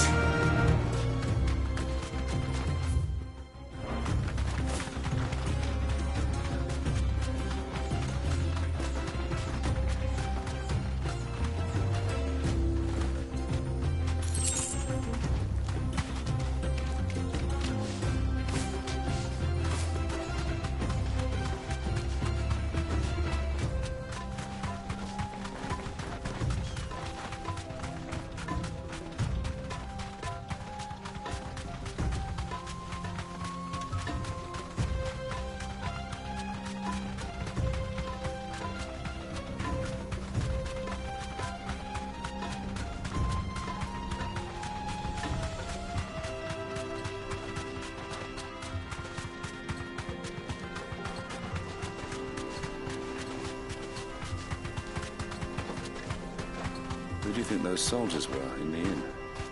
Friends of friends. So, Lord Cook.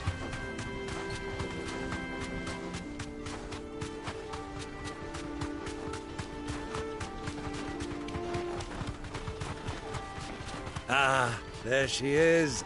The good old Dalamil Inn. Do you know, this heat has given me quite a thirst. Quick drink before we press on?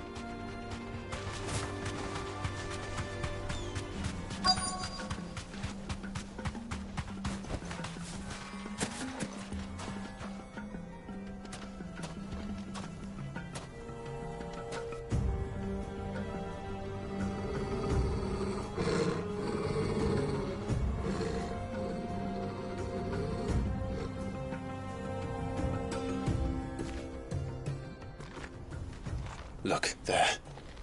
Those are ashen steeds. No doubt about it. And such a long ride from Stone here. Our Waluda friends must be soothing their saddle sores in the inn. Shall we join them?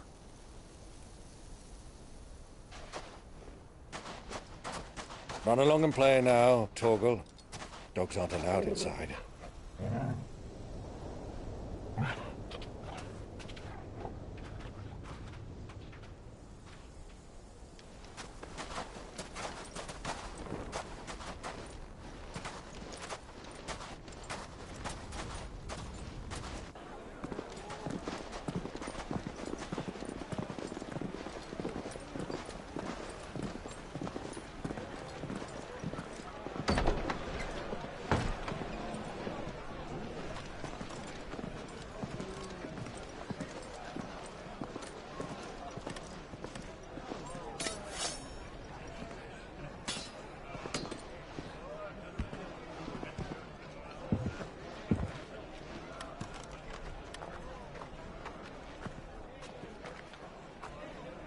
Good day to you. Eating? Sorry about my pal. He only talks when his mouth's full. What do you recommend? Well, if you're after something light, we do a fine chocobo soup with lentils and honey. 2 bowls of that, then. An ale. Right you are. Hey, girl!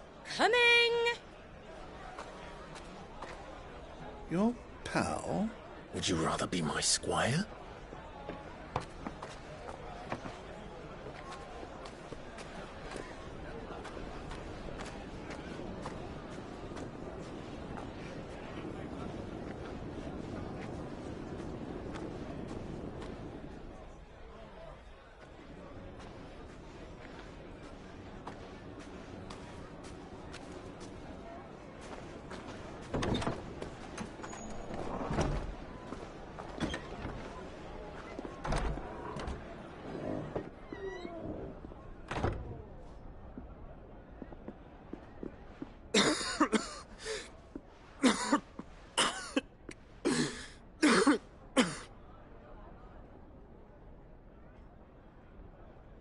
Your Grace, it is plain you are not yet well enough to travel. If you would only let me take you to someone who can better attend to your ills. No, we must press on. Prince Dion has returned to his camp and will soon depart for the front. I must speak with him at all costs. Miss this chance and I may never get another. You do understand that? Yes, Your Grace. But you must at least agree to take your medicine. I'll fetch you some water.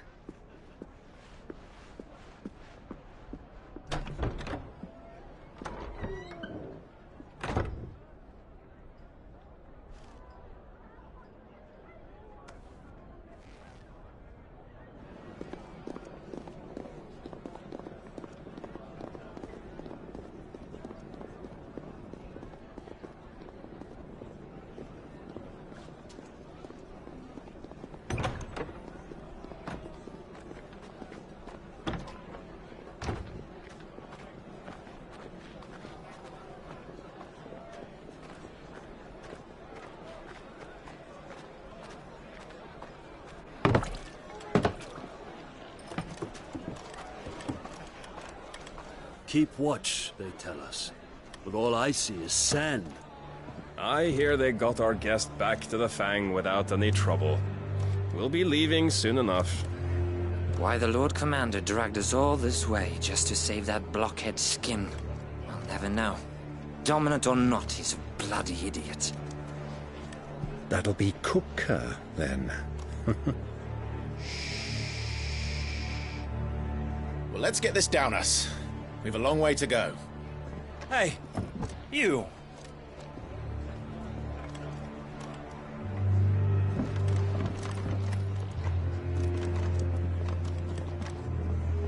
Uncle? Sorry.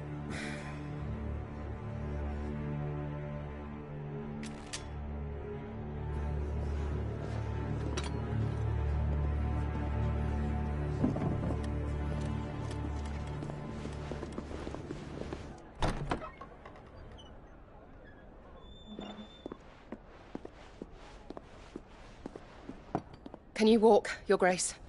What's wrong? I fear trouble may be brewing downstairs.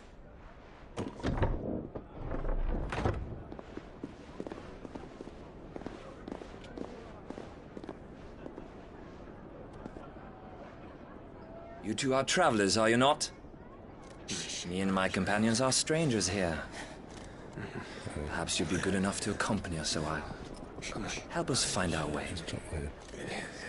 Sorry, lads, but we've got business in camera that can't wait. Ah, I'm sure you could spare us an hour or two. Come on. Friend.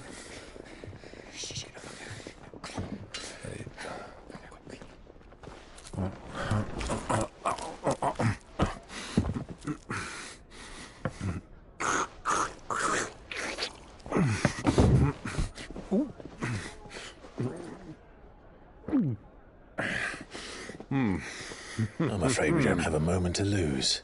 Friend. Stay back, Uncle. Gladly.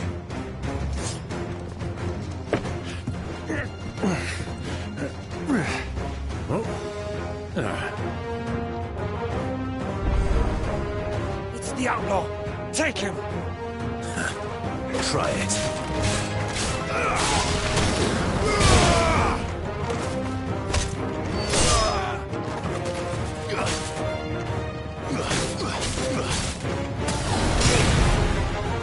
Stay down! Bravo, my boy! Just like that!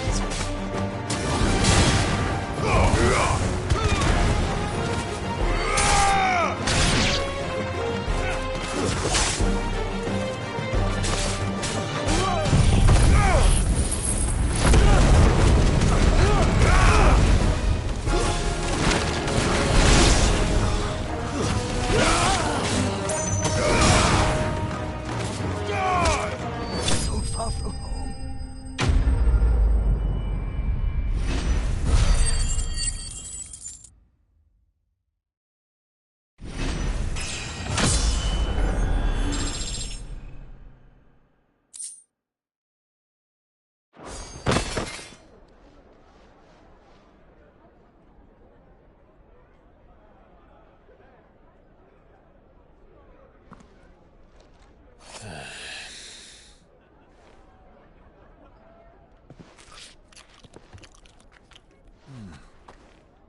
For your trouble. Word of advice, miss. That soup could do with a touch more salt.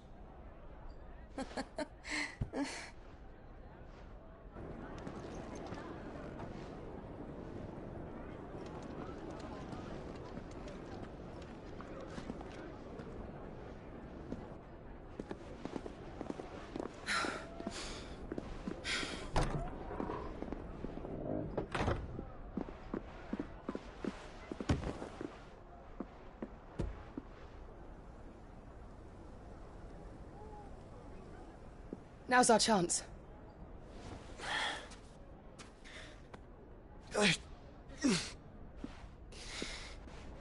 Your Grace? I'm fine.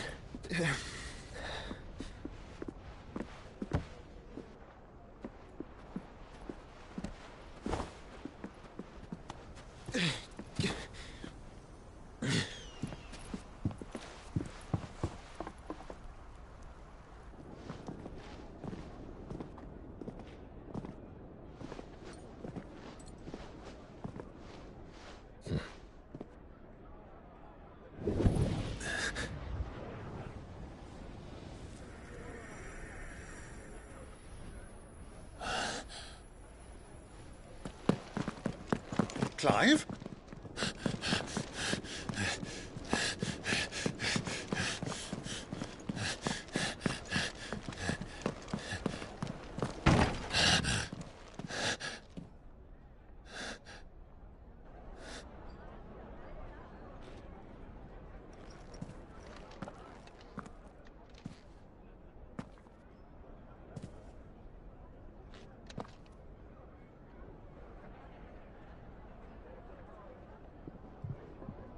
What is it now?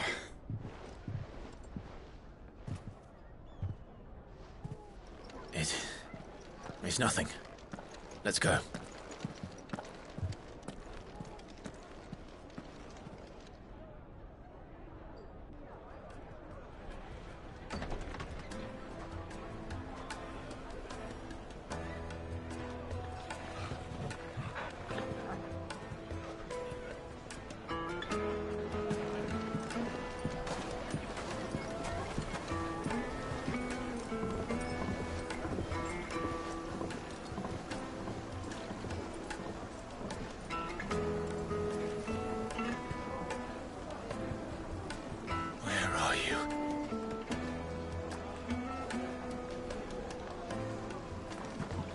Well, we didn't know where to find Kupka before. We do now. The Royalists said it themselves. Their guest is in the Fang. We should press on before any more of their friends turn up. Plates and pots! Bowls and basins!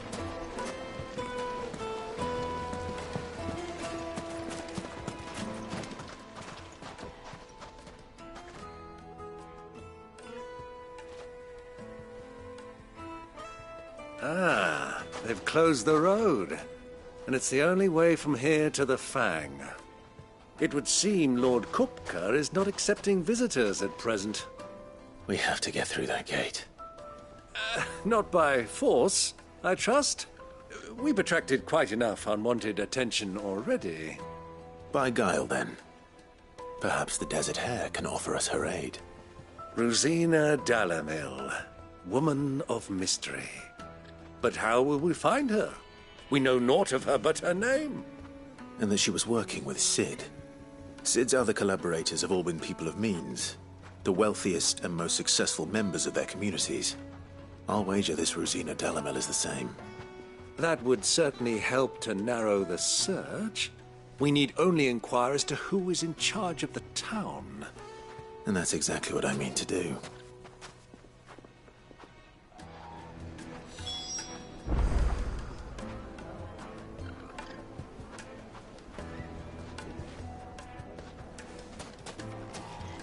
Looks like we won't be getting back to Drake's Fang anytime soon.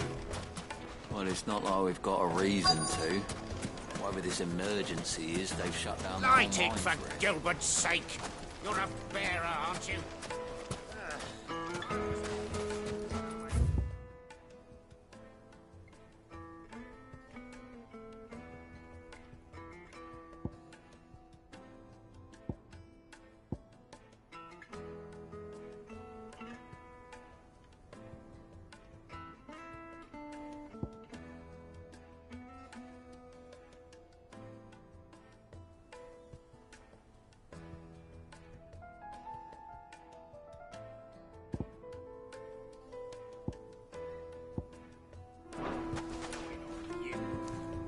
Anything I can help you with, travelers?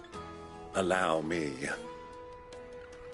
My good man, we represent one of the oldest and greatest trading houses of Port Isolde. We're seeking to expand our business in the region and would very much like to make the acquaintance of Dalamil's leading entrepreneurs. If only we knew where to find them. Well, we're best known for our baths, our markets, and our smithies. I suppose you could do worse than start your search at one of those. Thank you. You've been most helpful. Oh, you wouldn't happen to know a lady by the name of Rosina Dalamil, would you? No, I can't say I do. Well, thank you all the same.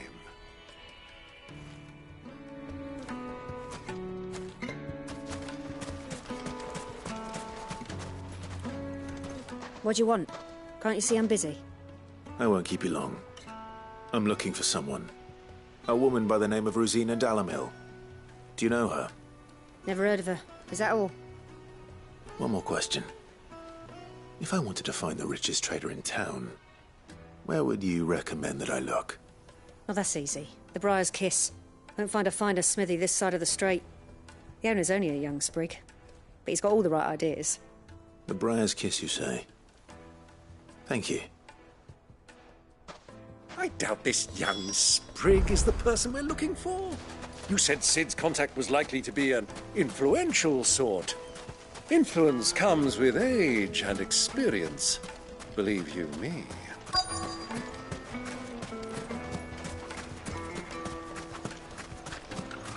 Mummy, I want to play with the crystal. How many times do I have to tell you? It's not a toy. Can I help you? Yes, I'm looking for a woman by the name of Rosina Dalamil.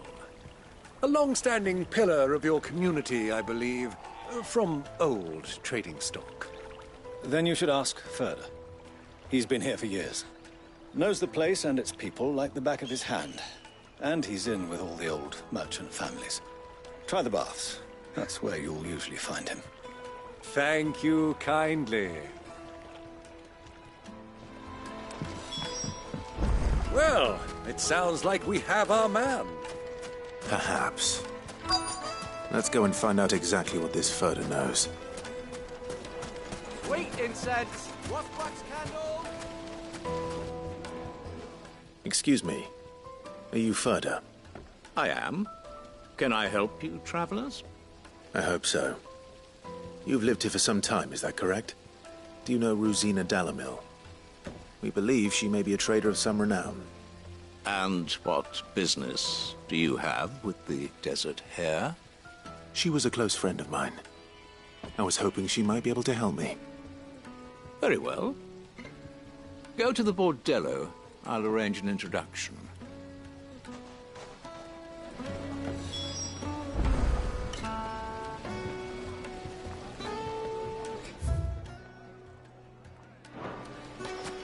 Do you think we can trust him? Only as far as I think he trusts us. So you're the ones who've been sniffing around? I beg your pardon?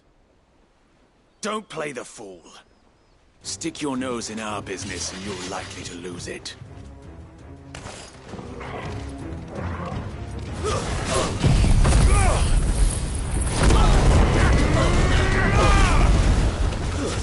Stay down!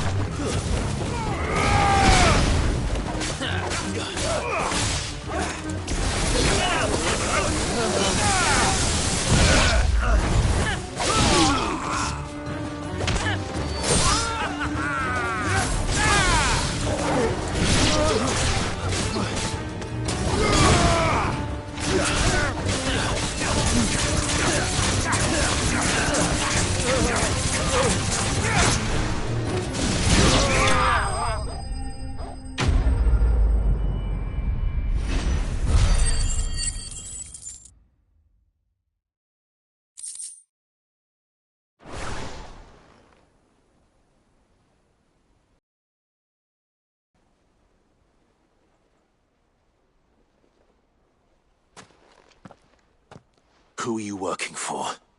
Him or her? Him. The boss. He wanted us to test you. Though one could hardly call that a test. Lord Ferda? Look what the cat dragged in. Your skill with a blade is rare indeed, my lord. A fitting talent for an outlaw. You know who I am. So what now? Call in the Men of the Rock and collect the bounty? That isn't my decision to make. Our work is done. Take him to meet his precious Rosina. She will be interested to make his acquaintance. Yes, my lord. To the Lock of Leisure, then. To the Lock of Leisure.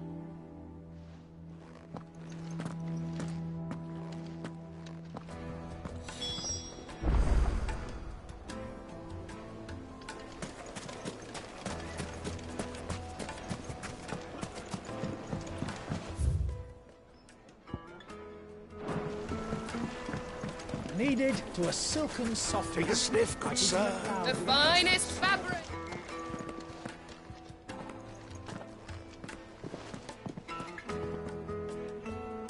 Is this the place? Lubor's Forge. The Briar's Kiss. Ah, so it was the young sprig after all. So much for Rosina Dalamil being a woman of experience. How wrong I was. It was an easy mistake to make, Uncle. After all, it must have been years since Sid last saw her. Sorry, him. Whoever this Lubor truly is, he's clearly a man of means. I'd say he deserves our respect. See that he gets it.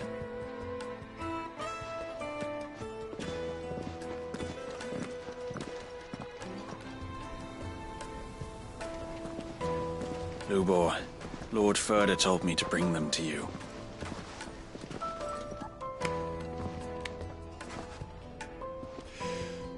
My boys tell me you're in need of assistance. Sid II? I won't waste your time. I need passage through the south gate.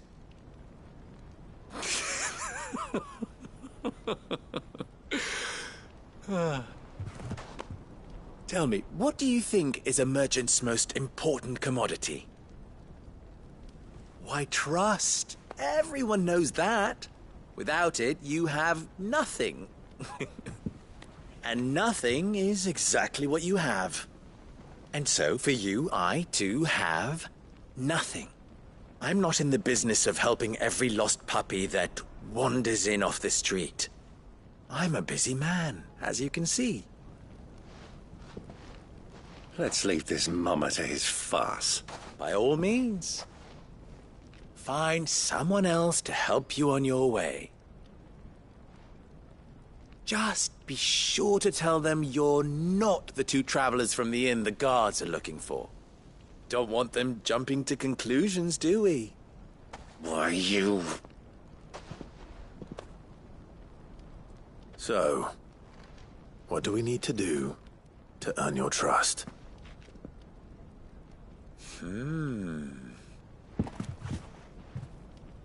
I like this one. Willing to do whatever it takes to get what he wants. Ha! Men like you have a special place in my heart. Why, you ask? Because they get me what I want. Always. Fine. So what do you want? Don't tell me you're going to listen to this swaggering scruff! We might as well hear him out.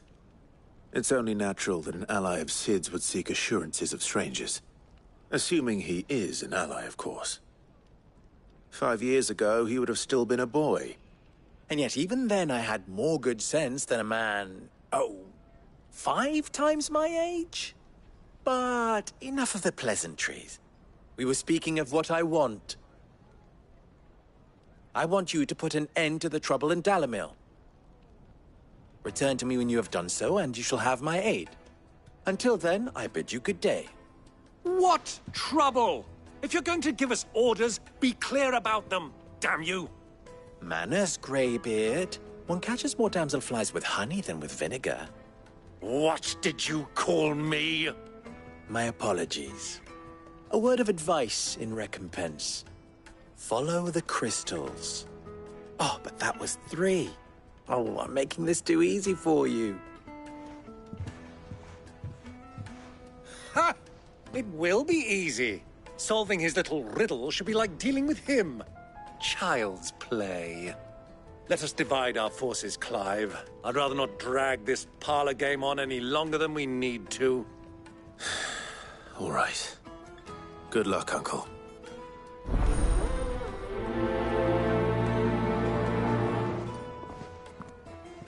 I thought we were the only ones causing trouble in Dalamil.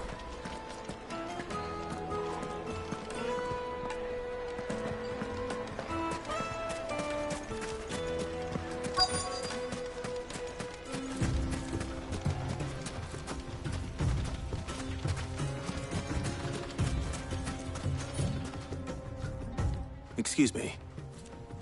Is it true there's been trouble with crystals of late? You've heard, then? I've heard rumors.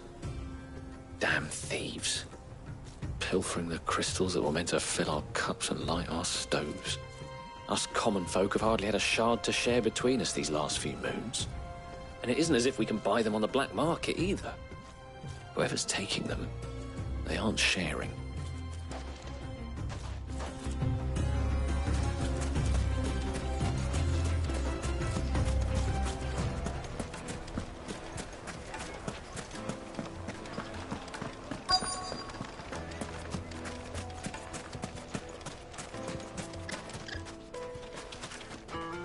Do you have a moment? Depends what for. Just a question. Dalamil seems to be thriving compared to the other villages I came through on the way. Is there a reason for that? Well, we're a stone's throw from Drake's Fang for one. The soldiers guarding the Mother Crystal and the shipments need a place to spend their hard-earned gil. The men of the Rock throw their money about like there's no tomorrow. Is that so? Well, thank you. Don't let me keep you from your work any longer.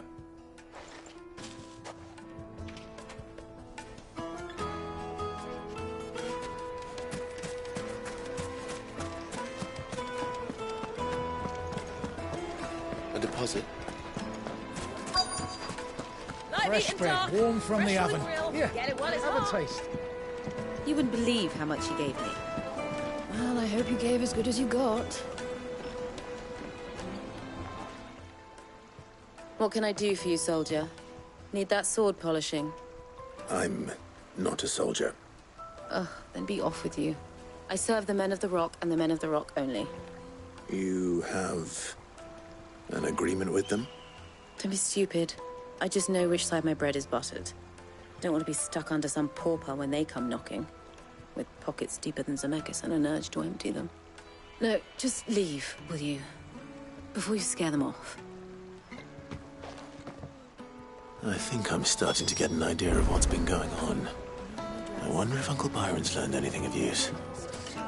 He'll probably be back at the inn by now. Good herbs and spices. My carpets have bright...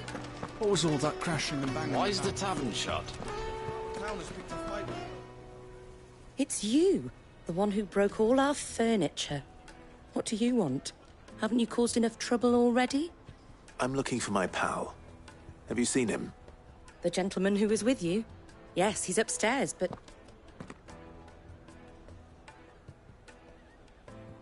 Thank you. I'll go and fetch him.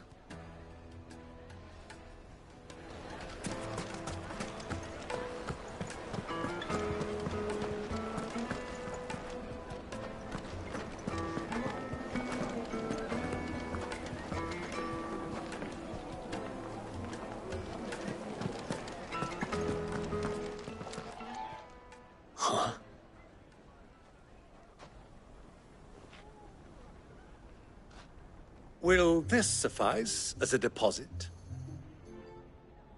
By the sands. That's a black pearl.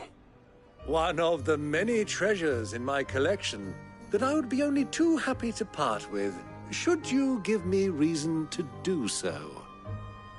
All right. I'm sure that we can come to an agreement, but not here. What are you doing, Uncle?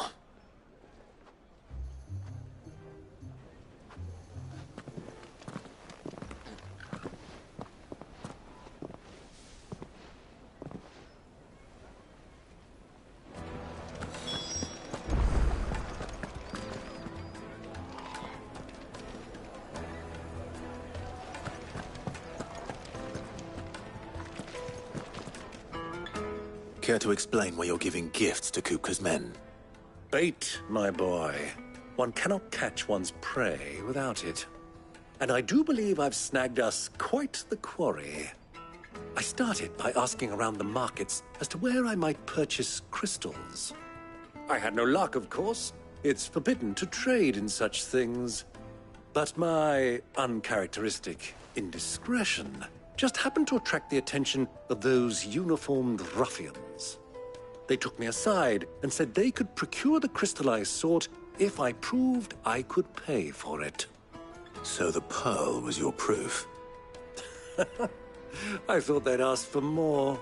A second-rate specimen like that would only fetch 500,000 or so. A small price to pay for admittance to the underworld. But enough about my little act of subterfuge. What did you discover? That the supply of crystals has dried up of late. And some people seem to think they're being stolen. Meanwhile, members of Kupka's private guard have been spending money all over town. I'll wager those soldiers you've been talking to have been siphoning off crystals meant for elsewhere, and pocketing the profits. I'll wager you're right. We'll meet with them then, just as you arranged, and put an end to the trouble Lubor spoke of. Ha! That preening popinjay thought this would be difficult. It just goes to show, one should never underestimate a Rosfield. We'll soon wipe that smirk off his face. I arranged to meet with the soldiers in a secluded corner of the Velcroy, far from prying eyes. The perfect place for a spot of double dealing. I trust I can count on your support, if things turn sour. Of course.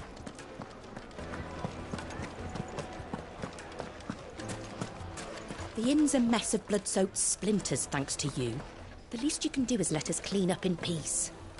I told the guard those soldiers started it. Don't need any more trouble. What was all that crashing and banging about before? It would make a fine... Juiciest meat from Green's Red. Do you think they'll be back soon? I need a new dress.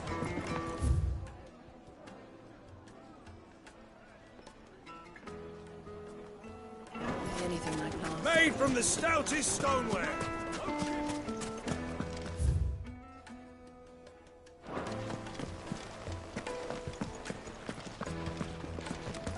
Won't you come and play, handsome?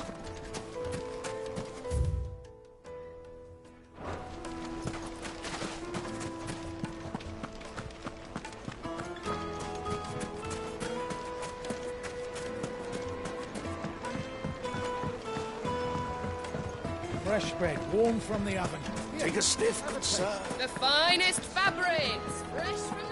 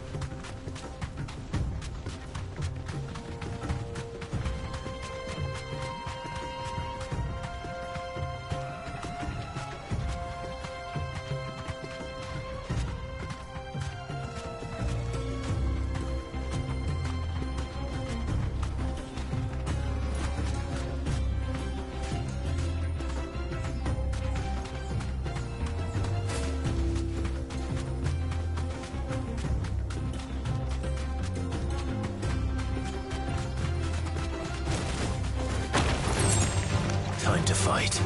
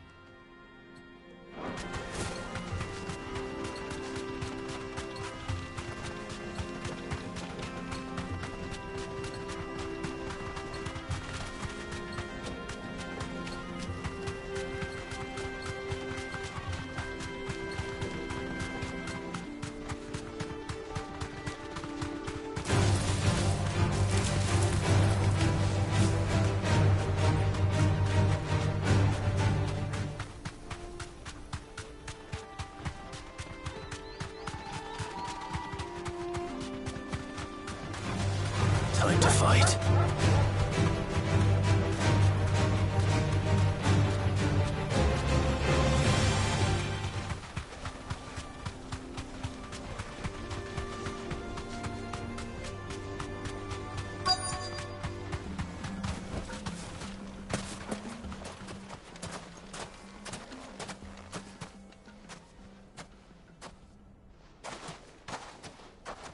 I'll take it from here.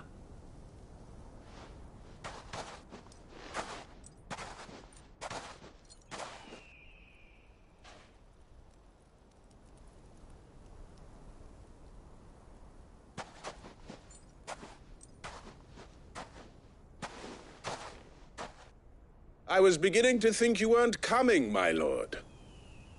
You've brought your contribution? All the silver and stones I could scrape together at such short notice? You brought the whole 500 talents. That was the price we agreed upon, yes? If you've no objections, I'd like to see the crystal. Of course. Right this way, my lord.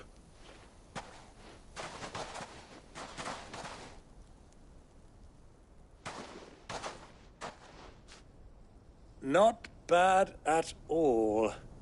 You weren't lying about the clarity. But what of security? If I were to be stopped on the road, what guarantee have I that it wouldn't be seized as property of the Republic? Because these crystals are no longer the property of the Republic. You're not buying from us. You're buying from them. And we have no more jurisdiction here than you, my lord. But we have ships, and will gladly deliver to a port of your choosing, now that our price has been met. Royalists, eh? What brings you here? Why, to collect their share of Drake's Fang's blessing, of course. Our nations are allies, and so they are entitled to a portion of the Mother Crystal's bounty. And, being such good friends, we elected to increase that portion and share the benefits.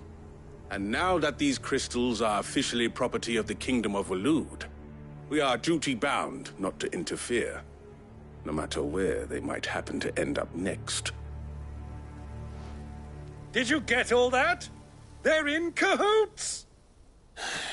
So it would seem. My lord! What is the meaning of this? Double-crossing dogs. They're not here to do business. Kill them. Kill them both!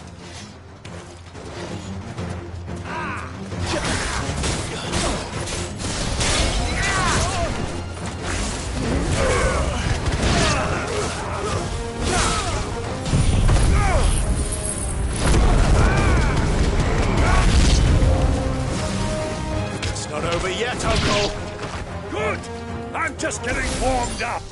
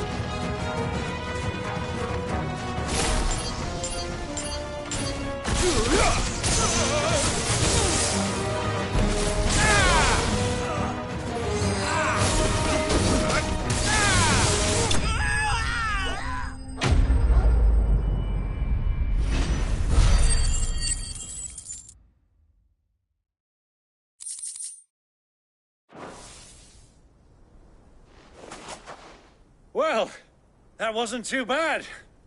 How'd you like my performance, huh? I've often played the villain on the stage. I think I did the role justice. Don't you? Greybeard, you were magnificent. The battle scene was particularly thrilling. Such a shame you didn't have more of an audience, but perhaps that's for the best. How long have you been watching? Long enough to witness your uncle's sordid transaction. I hardly expected one so venerable to degrade himself so thoroughly, buying one's way into the confidence of degenerates. Ingenious. This was the trouble you spoke of. The men of the Rock taking crystals meant for the common folk and conspiring with the Royalists. Well, now it's over. Indeed it is. The people of Dalamil had scarcely any means of redress against Kupka's men, let alone a foreign army. Until you two came along, that is.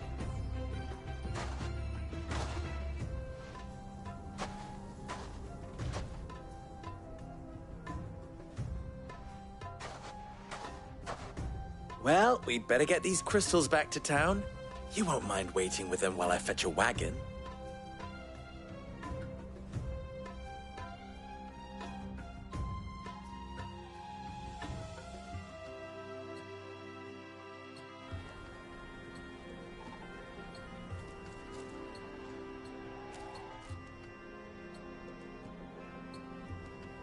It occurs to me that I still don't know your name.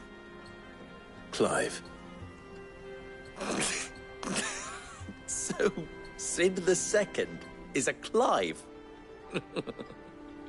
I suppose it could have been worse. Well, Clive, you held up your end of the bargain, so I must do the same. Passage through the South Gate, was it not? To tell the truth, you've helped a little there too. Many of the guards have already been redeployed to deal with the issue of their missing comrades. And those left behind have been encouraged to look the other way should you attempt to pass through. Thank you. And please allow me to cover your costs. You still have the purse I gave to the soldiers, I trust? I saw you pluck it from one of the bodies. Oh, dear. Was I really so obvious? And my name is not Greybeard. It is Lord Byron Rosfield, thank you very much. Nope. Thank you very much, Greybeard. Of all the... Ugh! Here, wear this.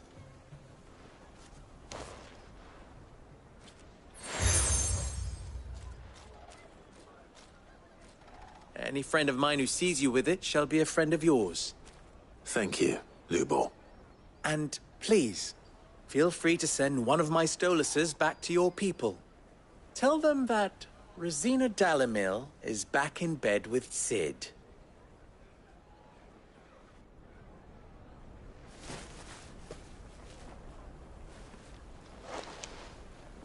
Omia Lostelan. Tu Isakelis.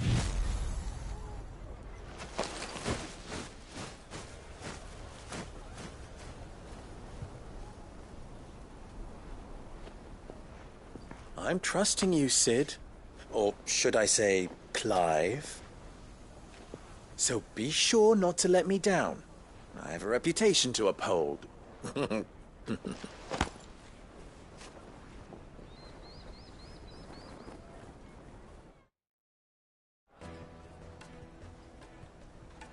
Well then, I wish you a safe journey south. Thank you. Not at all. It was my pleasure. Come on, Uncle. Let's go.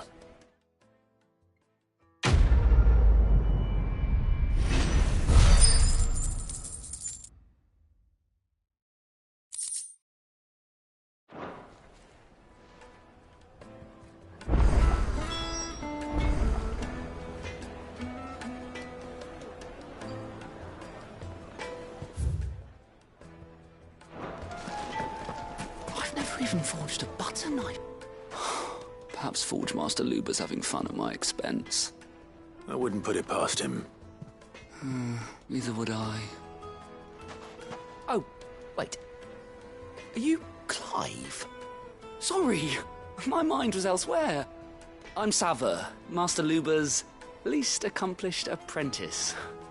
Soon to be former apprentice if I don't pass this test. Maybe I'm just not the resourceful type.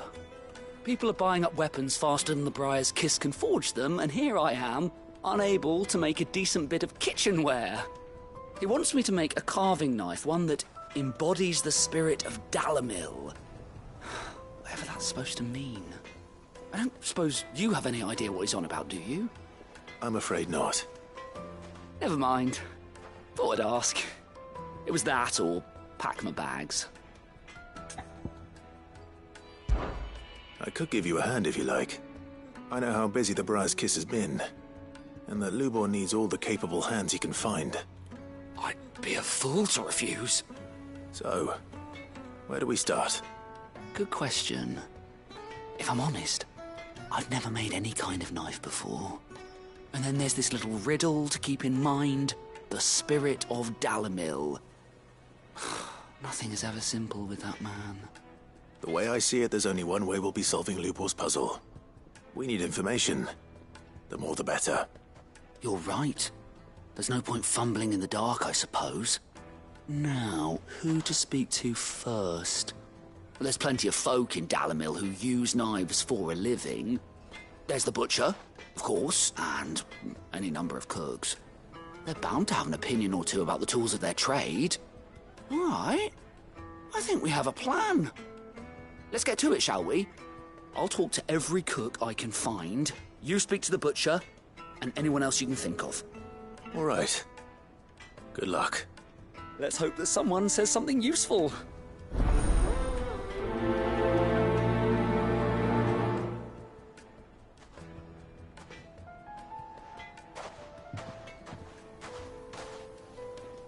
Trust Lubor to take a simple test and turn it into a riddle. I'd better get to it.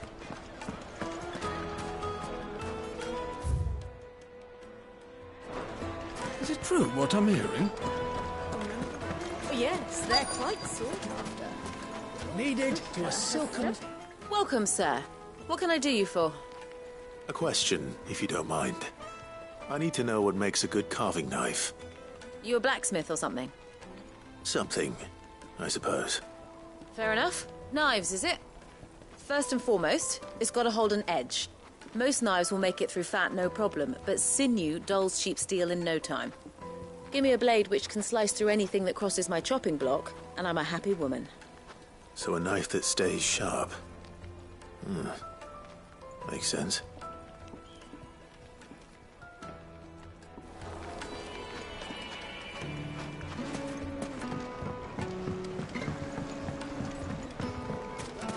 Plates and pots! Everything I've worked for. Ruined. The baths are, closed for scrubbing. Please bear with us a little longer. All those years of toil.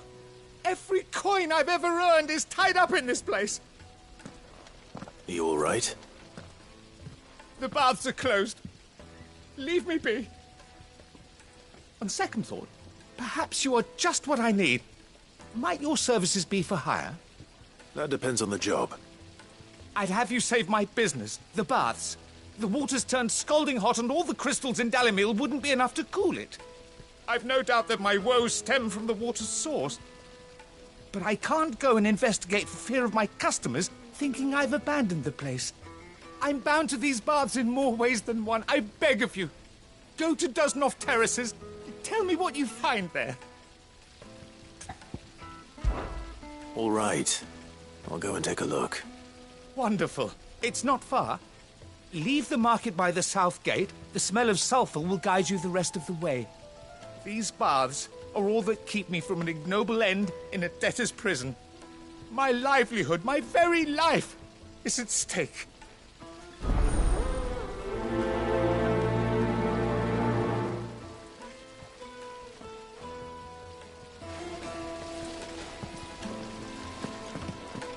Just look at the hanging lantern. They've opened the gate. Lubor was true to his word.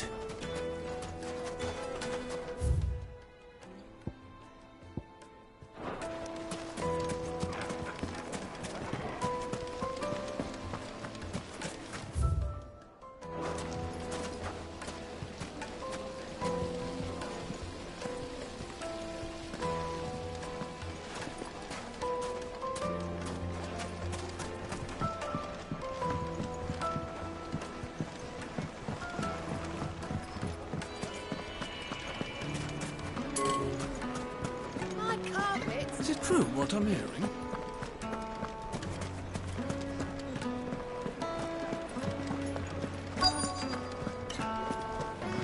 You're going to drink my pockets dry? then just up and leave? Why, yes. I need a drink.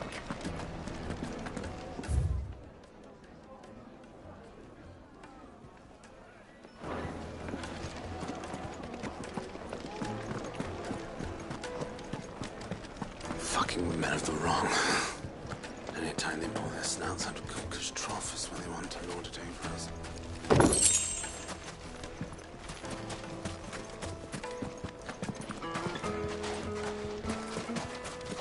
If you can't even fill my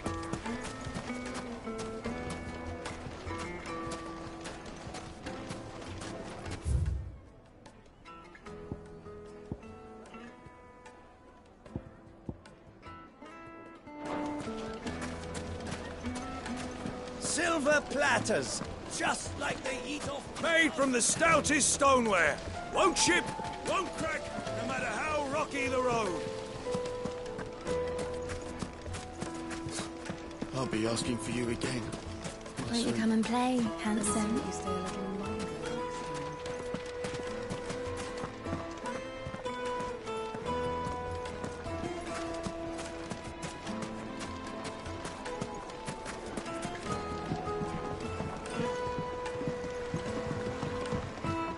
Kneaded to a silken softness, like eating a cloud with a crust.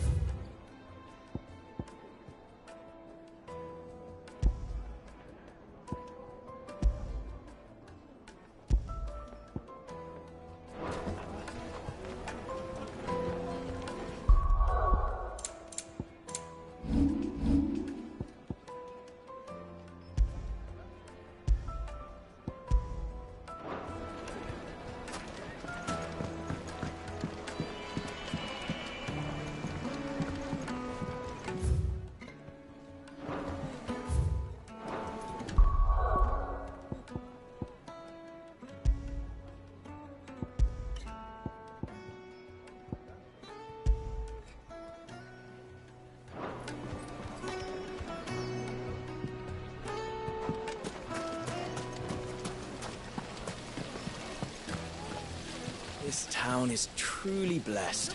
The bustling markets, the healing waters, and all under the watchful eye of...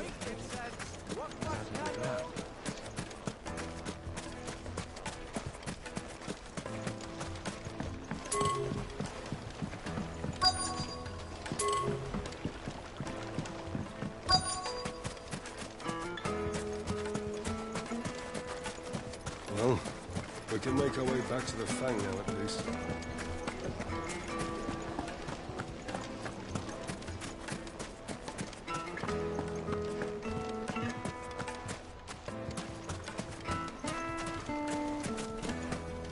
It's all the fault of this blasted war.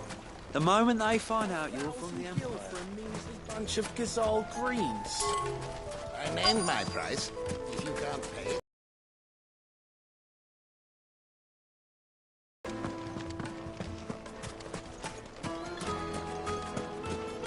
Plates and pots! Bowls and basins!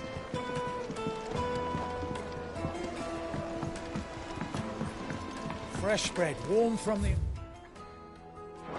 Here, have a taste. Put a knife with an edge like Odin's razor in my hand, and I'll make short work of any carcass. Fragrant herbs and The spices. finest fabrics, fresh from the...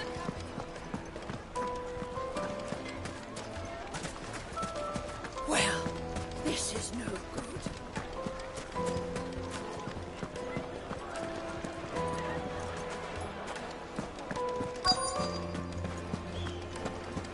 You're going to drink my pockets dry, then just... I need a drink.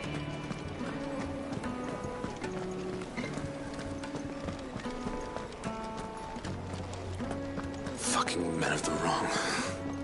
Anytime they pull their snouts out of Cook's trough is when they want to lord it over us. If you can't even fill my cup...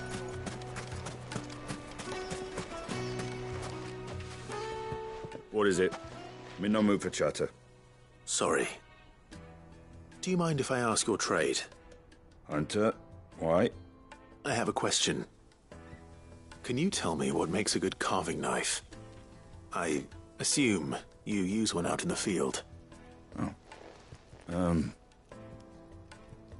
Has to be able to put up with some punishment. Can't be dealing with a brittle blade, not while I'm on the hunt. If your knife snaps every time you use it, you'll be spending coin as fast as you make it. Times are hard enough as it is. Thank you. I won't keep you any longer. All business, eh? Man after my own heart. So, a carving knife should be hard-wearing and hold an edge. Hardly a revelation. Let's hope Sava had better luck than I did. Anything I can interest you in?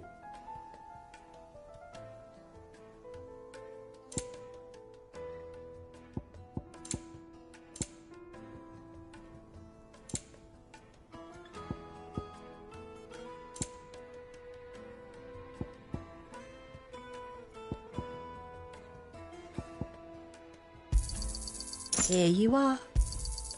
My thanks.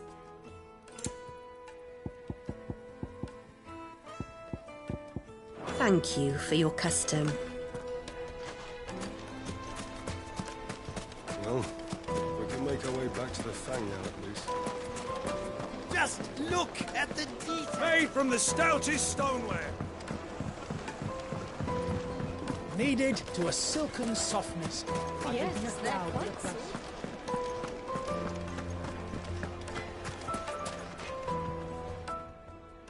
So, how'd it go? You learn anything useful, or should I be looking for a new trade? Only that a blade should be durable and stay sharp. But I don't see how that relates to the spirit of Dalamil. I didn't have much luck either. All the cook said was that he needs his knives to be light. Too heavy and they do his shoulder in. So we're no better off than when we started. Perhaps Lubor didn't mean anything with his Dalamil remark. But that can't be right. I've bandied enough words with the man to know that he chooses them carefully. No. We must be missing something. Something right in front of our noses, most likely. No doubt you're right, but I have to make a start soon. I can't put off making this knife forever. Agreed. Lubor wouldn't like that much. Right. I've been trained to work iron. The cheap stuff, mind. But it's hardy enough if you don't hammer it too thin, and it sharpens up nicely with a bit of effort. Trouble is, it's either durable or it's light. Meaning someone is going to be disappointed. Forge Master Lubor, probably. Is there no one else you can turn to? Someone who knows their metals, perhaps? The other apprentices know better than to help me with my test. But maybe there is someone I could turn to. A merchant, a favourite of Forge Master Lubor's, who sells metals to tradesmen passing through the Valcroy. I bet she'd know a thing or two.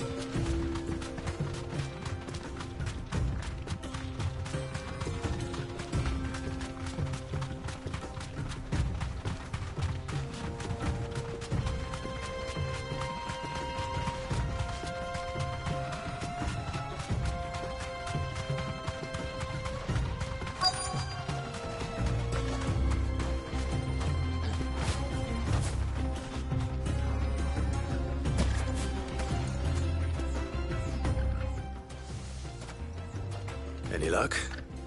Or will you be needing help with your bags? Well, I asked her, but... you tell him. If you're looking to make a knife that will impress a master like Lubor, there are options. They're just not that viable. Featherlight adamantite knives will get passed from generation to generation, never needing so much as a lick of the whetstone. but adamantite ore is unique to ash, so it doesn't come cheap. And it's beyond my skill to handle. Unique to ash. Are there any materials unique to Dalamil? Something which could be mixed with iron to refine it. Make it lighter. What are you getting at? You said that Lubor trained you to work iron. Then that's what he'll expect you to use. But he would have known that it would either be too heavy or too brittle for a carving knife. Perhaps his Dalamil remark wasn't a riddle, but a hint. If it's cheap metal you're using, then there's always limestone, I suppose. Folk first settled Dalamil to get at her mineral deposits. And, if you know the trick, it can be melted down in the furnace to drive out impurities from low-quality iron. Bloody hell! That must be it! I don't suppose you know the trick, do you? It's hardly my speciality, but I've been around enough blacksmiths to know how it works. Looks like I've got some learning to do. Clive, I hate to ask after all that you've done for me, but... The limestone? Fine. I can hardly abandon you now. Besides, I want to know if this is the answer to Lubor's little riddle. I can't thank you enough, Clive. You'll have no trouble finding limestone over in the terraces. The place is bloody made of it. Then I suppose I'll meet you back at the forge. Right you are. I'll see you shortly. So, do you crush it up, or just throw it in the furnace?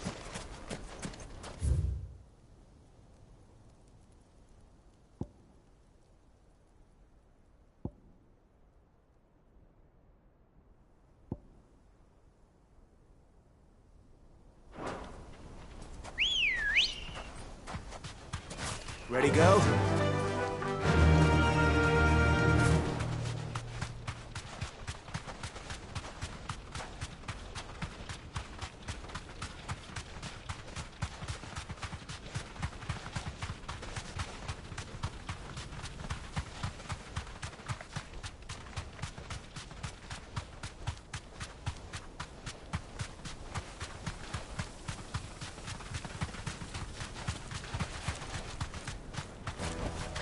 That'll do, girl.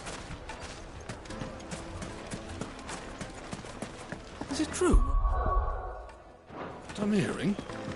My carpets have pride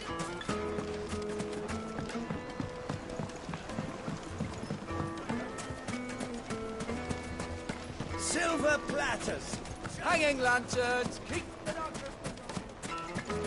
Finally, we'll be able to get what's owed We should us. get going soon. Do you have water? Ah, I'm not too late. What is it, Lubor? A question that I neglected to ask earlier. Where is it that you're bound? To Drake's Fang. To finish Hugo Kupka. Just as I thought. Then allow me to share a secret. Drake's Fang is currently riddled with royalists. Talmeki and Walud are allies, and as you have seen, their soldiers work hand in glove. But no nation has ever before allowed a foreign army to make a barracks of its holiest of holies. Not by choice, at least. And there's more. A man on the inside of the Fang has failed to report for several days. I fear there may be more trouble lying in wait for you on the road ahead. Isn't there always? If you're determined to beard the lion's den, then promise me one thing. That you will enter via the mines, where the guard is lightest. I've lost one Cid already. If I lose another, people will start to think me careless. I don't plan on dying. Not before Kupka does, anyway. Well, so long as you have a plan.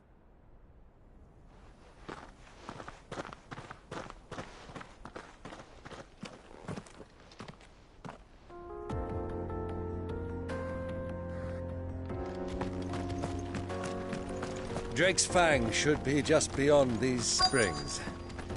Shall we press on?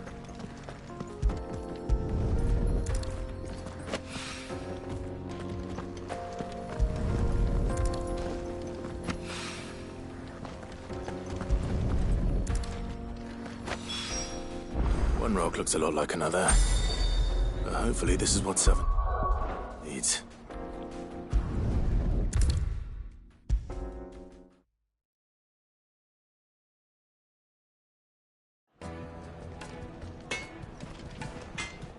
I wasn't sure how much you'd need, but I hope this is enough.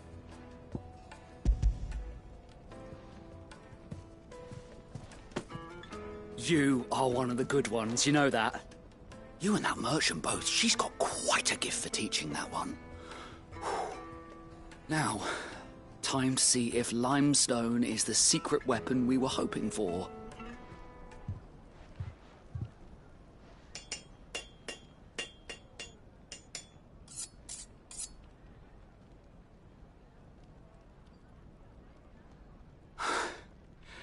That'll do, I reckon.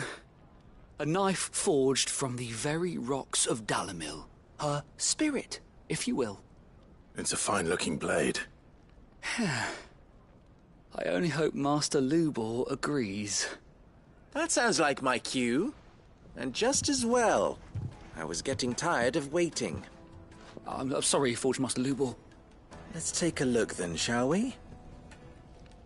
First things first, Sava, do you think this is a carving knife worthy of the fine people of Dalimil? I'd like to think so. But what do you think? What do I think indeed? It's sharp-ish, but it won't last long with hard use. And it's heavy, heavier than it should be. You might not think it just to hold it for a moment, but sell that to a cook and you'll never hear the end of it. It looks like someone paid a visit to the terraces. The limestone was a step in the right direction, granted, but one that still leaves you short of the mark. And I was so certain I had it all worked out. I don't know who you found to teach you that little trick, but it certainly shows initiative. Next question. How much do you think I would charge if I'd made this? Well, if it took you even a fraction of the time it took me, I would say you could demand a heavy purse. And who would be able to pay that? The butcher? The hunter? The cooks over at the inn? Dalimil is home to humble traders, not wealthy lords and ladies. Rule number 1 in any business, Sava, know your customers. Yes, Forge Master. This is just about passable. But only just. I'd say you're worth keeping around a little longer. Starting tomorrow, you'll have an anvil of your own. I will. Thank you. I was wondering, what would you do if you were asked to forge a carving knife? I'd do what I always do. Ask who it's for. If it was for the butcher, I'd make sure it holds an edge. For the hunter, I'd make it as tough as Titan. For the cook, light as a feather. And for the nobleman, I'd make it cost an absolute fortune. There goes a master, all right. It looks like congratulations are in order. I couldn't have done it without you. So much for the Forge Master's riddle, though, eh? The spirit of Dalimil had nothing to do with limestone or anything much at all. Meaning, I had you run around for no good reason. You've passed your test. That's all that matters. You'll have a forge of your own in no time. And when I do, I'll craft you the finest carving knife you have ever seen.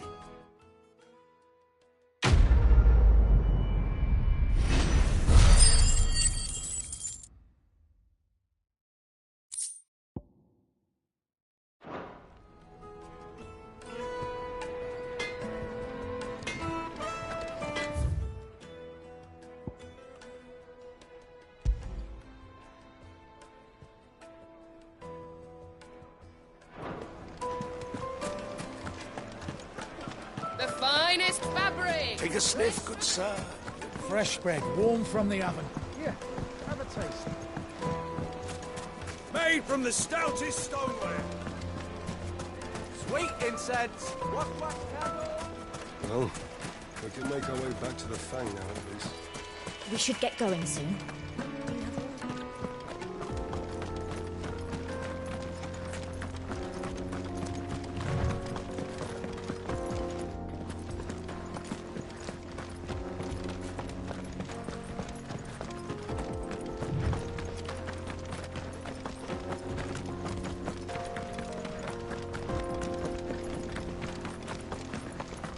What the hell are those things?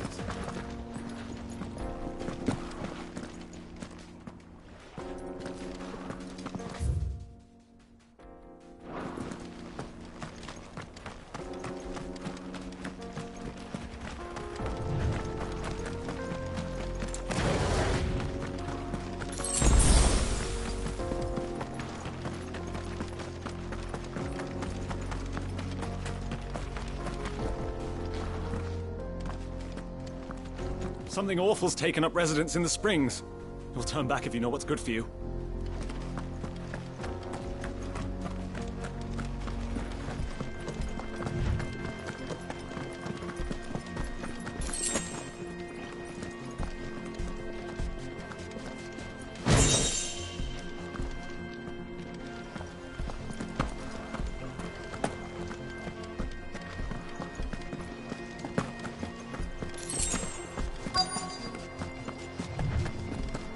By the flames.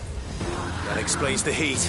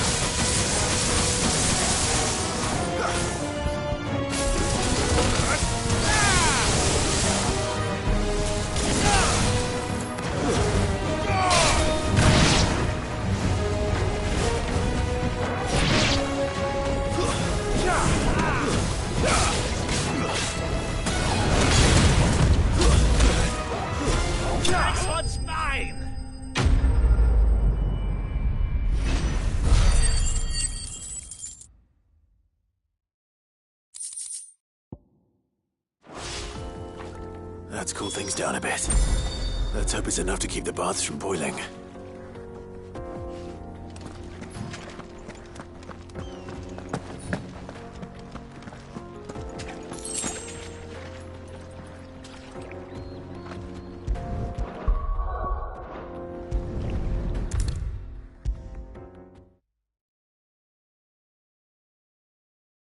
There he is. The man who saved my... I was hoping we'd be seeing you again. The baths grow more bearable by the moment. It won't be long now before we are back to business as usual. I'm glad to hear it. Now, tell me this. What did you find at the terraces? What threatened to make me a pauper? Not what I expected, that's for certain.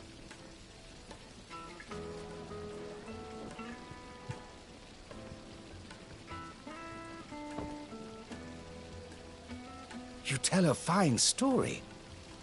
That's not to say I don't believe you, though. Creatures made of flame, eh? That's something new to worry about. But I've burdened you with my worries enough already. Here, a small something by way of thanks. Right. It's high time I got back to work. With a little luck, the day might yet be salvaged.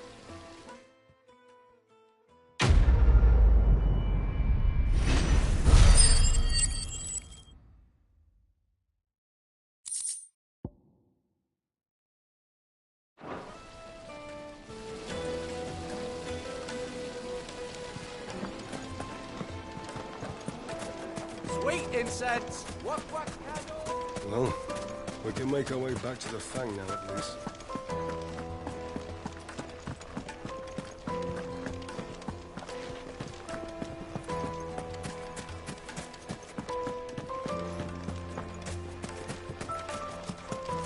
We should get going soon. Do you have water?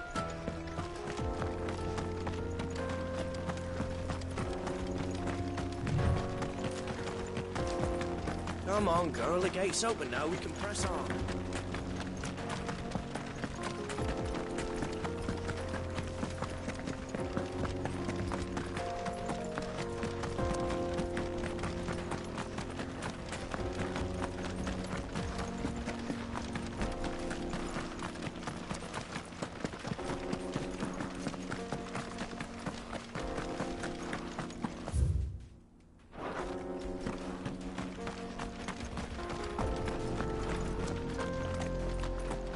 Get that damned wagon fixed! Unless you'd rather our men in Dalamil starved. The axle's gone, Captain.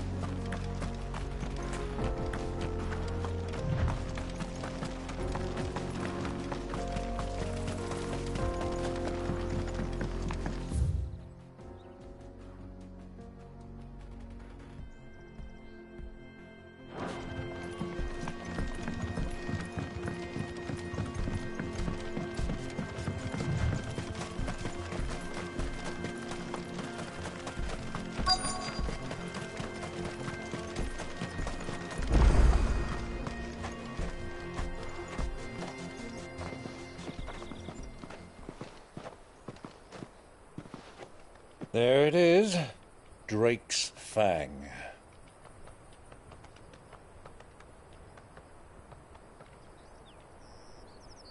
Kupka will be hiding inside. Along with goodness knows how many guards, all on highest alert. You'll need to keep your wits about you if you're to reach him. So be careful. I will, Uncle.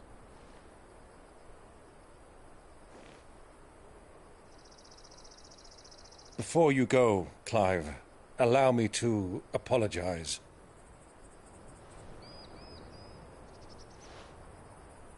After what befell at Phoenix Gate and the crisis that followed in its wake, I fled. I retreated to my counting house and danced attendance upon the vicereine in the hope it would bring me favor. I betrayed my nation to save my skin, like the coward I am.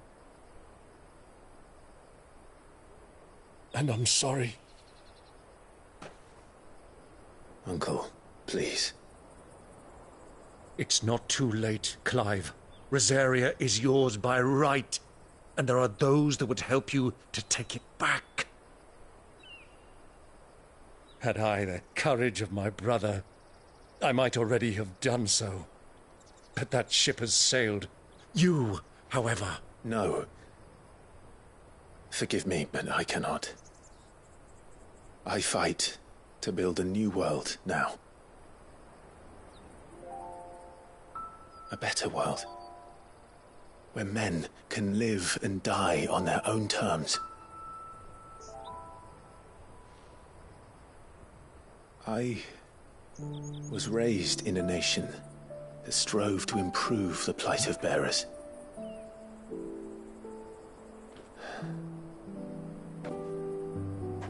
Only later did I realize that spark of freedom did not arise by chance, but was kindled by my father. You would see me follow in his footsteps. And that is exactly what I mean to do. Not by ruling Rosaria, but by extending his ideals to the whole of the twins. Though every soul in the realm may judge my actions heresy,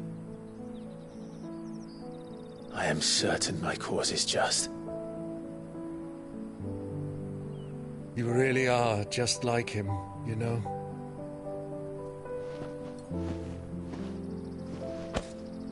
Thank you, Clive, for coming back to me. I am proud to call you nephew.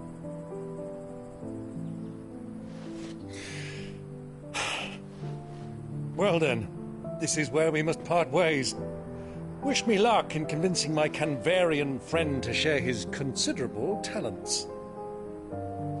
I mean to plunder his coffers and prove myself worthy of a place in your merry band. Till then, my boy. Till then, go safely, Uncle. And you, nephew. We have much to catch up on, you and I. I shall expect you to regale me with the tales of all your adventures when next we meet. You can regale me too, Torgal.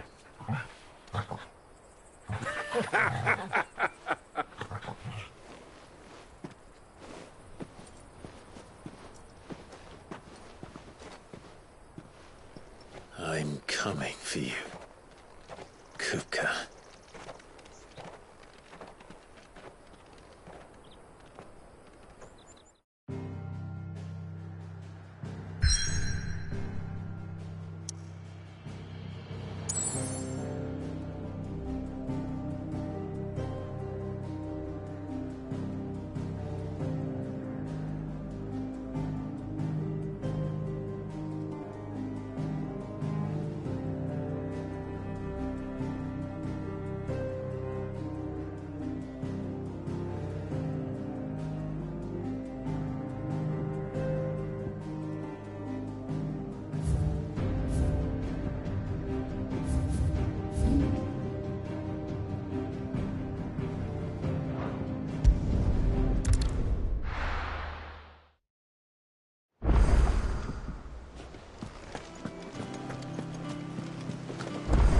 The little uns have been up to their old tricks again.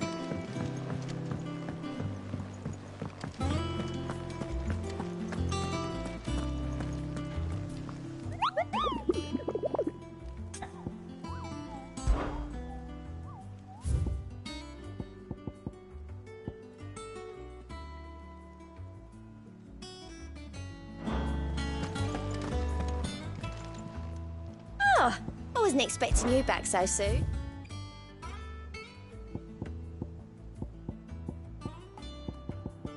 Come again. I may have more for you.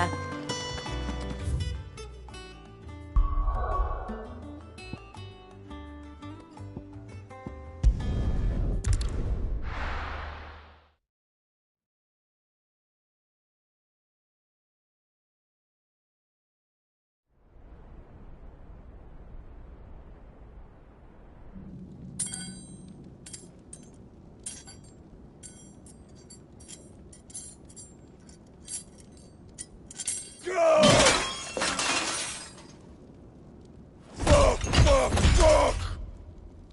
What did they start?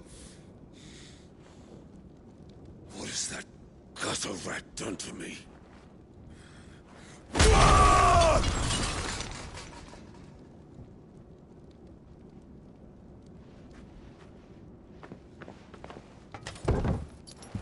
Out of my sight, witch! I'll kill you, Rosfield! I'll rip out your heart! I'll tear you limb from limb!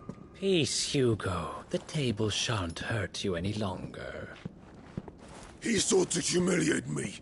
Me! If you hadn't interfered, he would be dead! You truly believe you would have triumphed had the battle continued? Titan would have ground him into dust!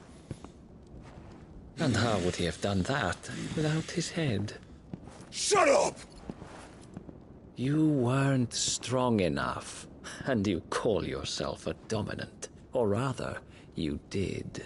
You mock me, Harbert.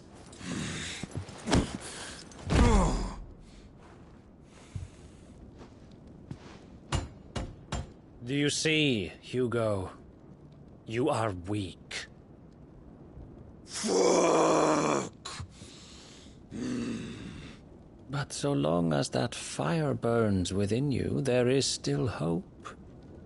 There may yet be a way for you to take your revenge. Tell me, what must I do? Please, I'll do anything. Just tell me.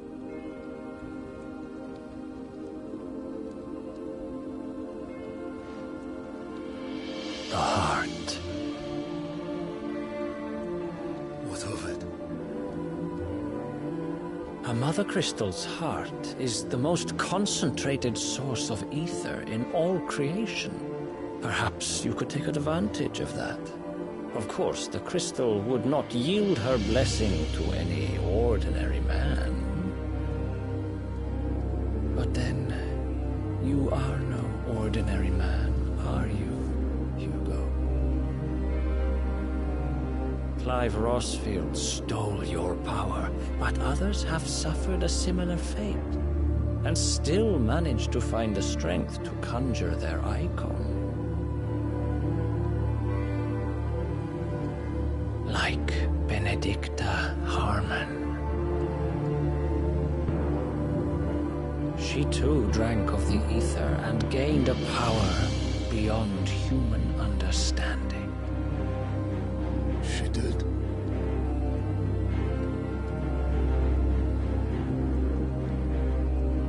Benedicta. Benedict.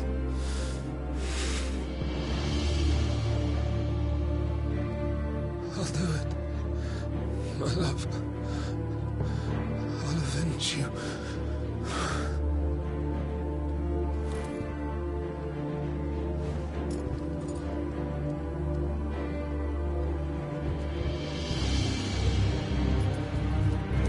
Run along now, Hugo. You need only follow the light.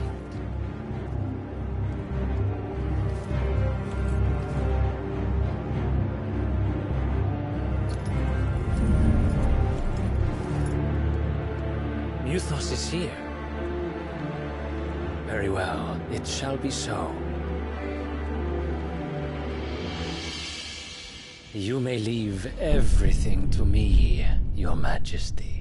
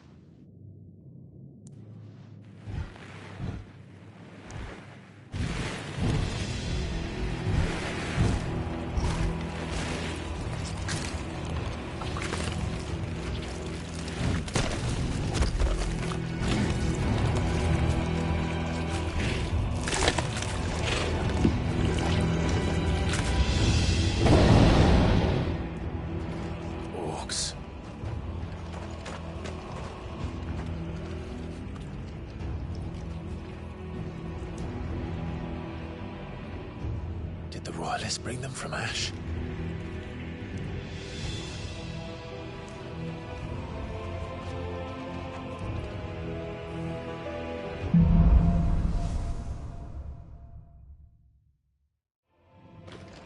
Are the Beastmen part of the Waluda army now? How the hell did that happen?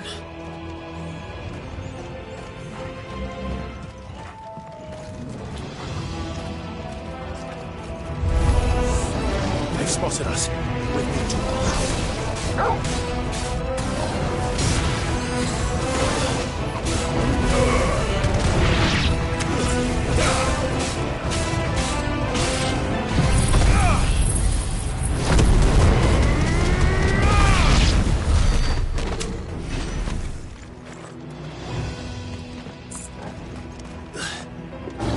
Taken over the entire mine.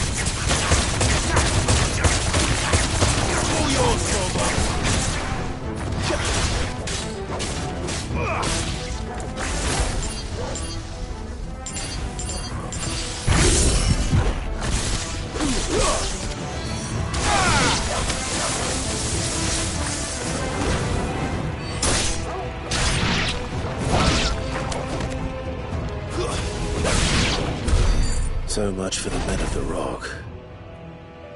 Dalmekia's finest.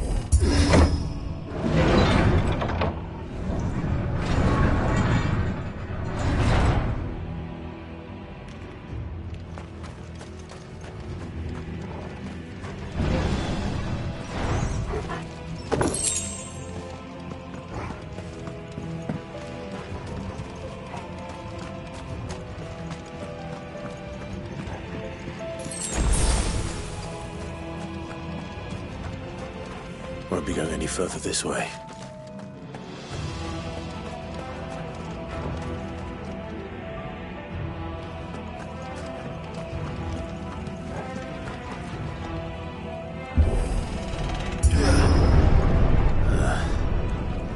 Stairs. This must be the way out. Time to fight.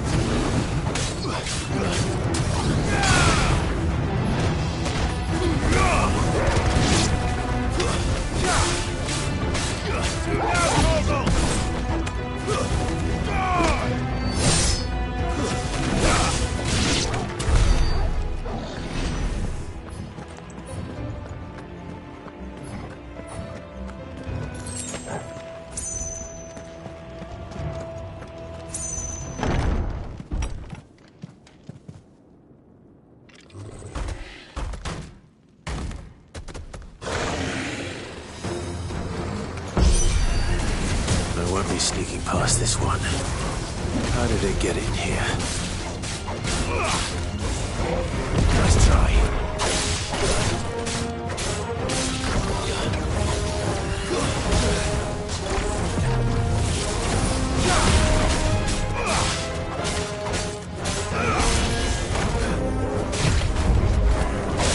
Nice try.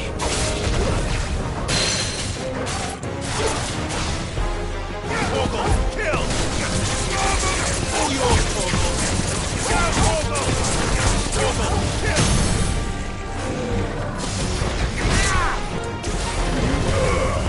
Down, Torgal!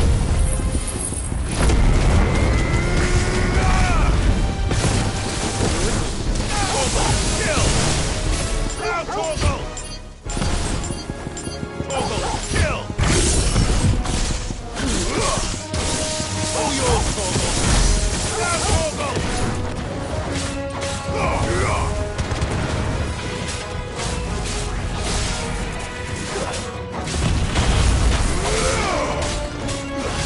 It's over!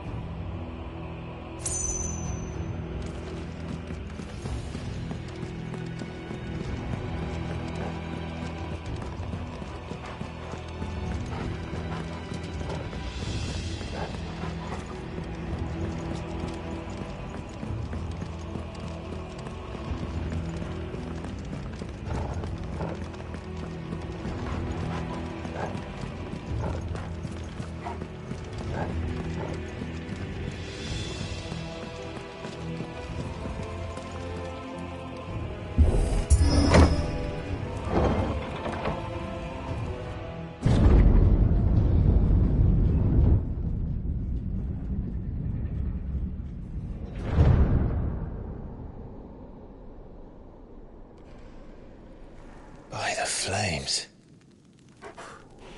Come on, Torgal.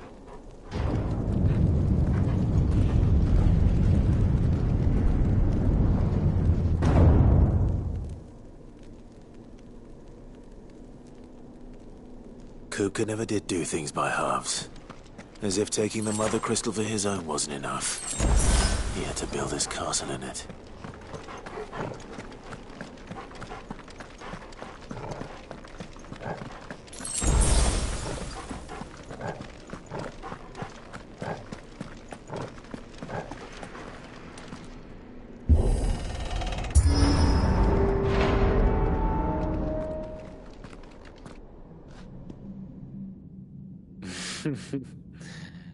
Let the trial begin.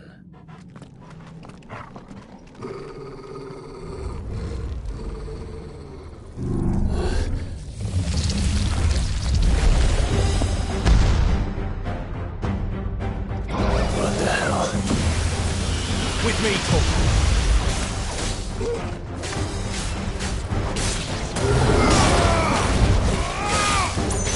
This one!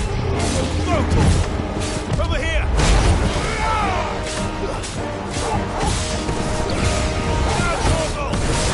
Try. This one!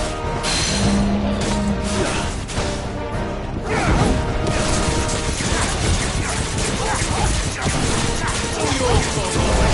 Torgal, kill!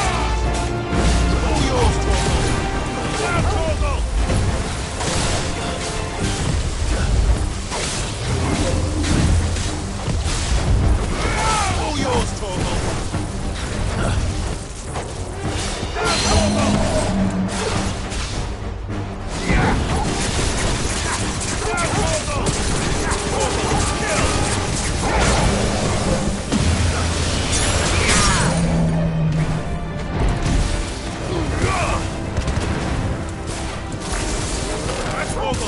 Kill! Ah!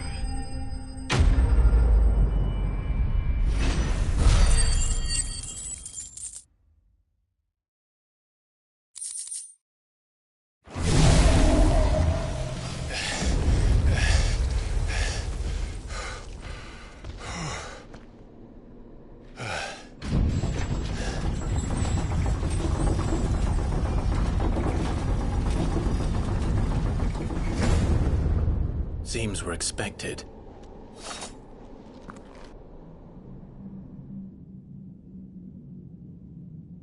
So this is the power of Muthos.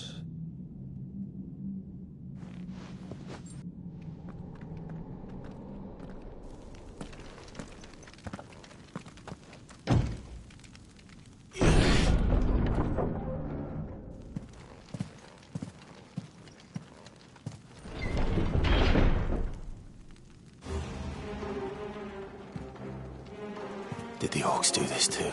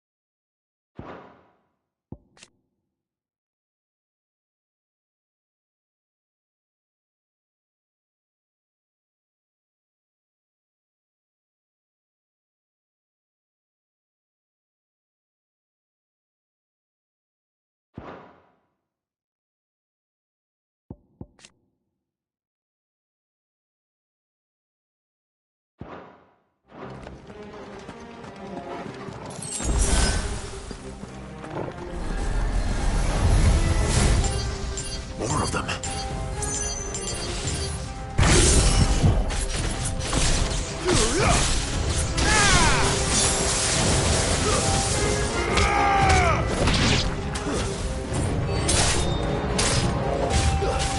This one.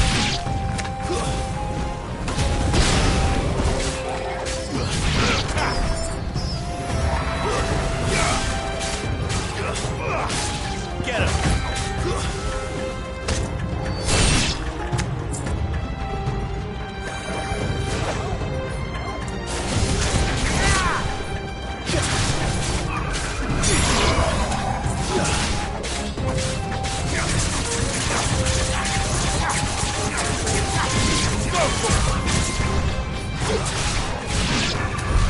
What the hell is going on?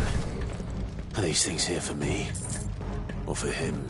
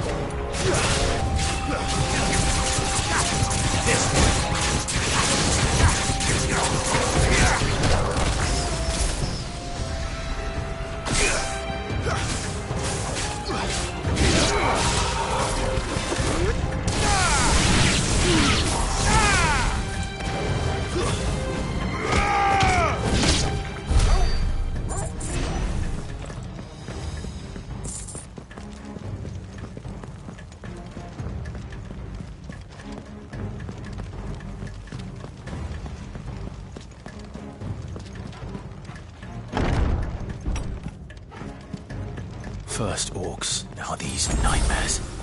Is this your doing, Ultima?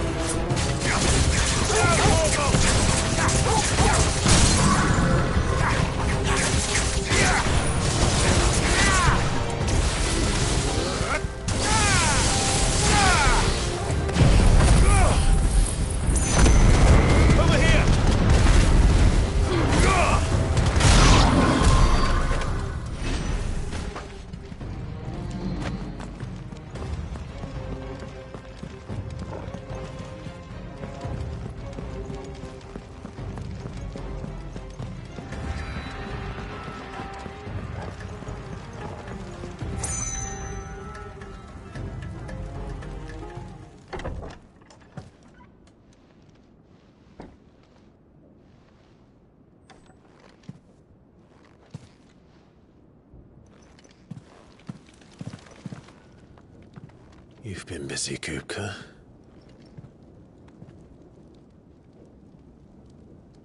But where did you go?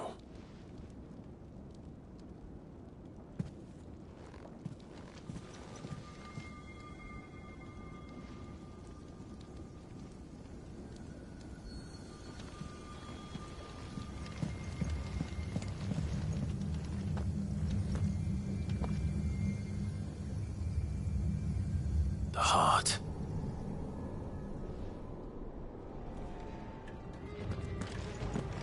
He's in the sanctuary. I can feel it. Come on, Torgal.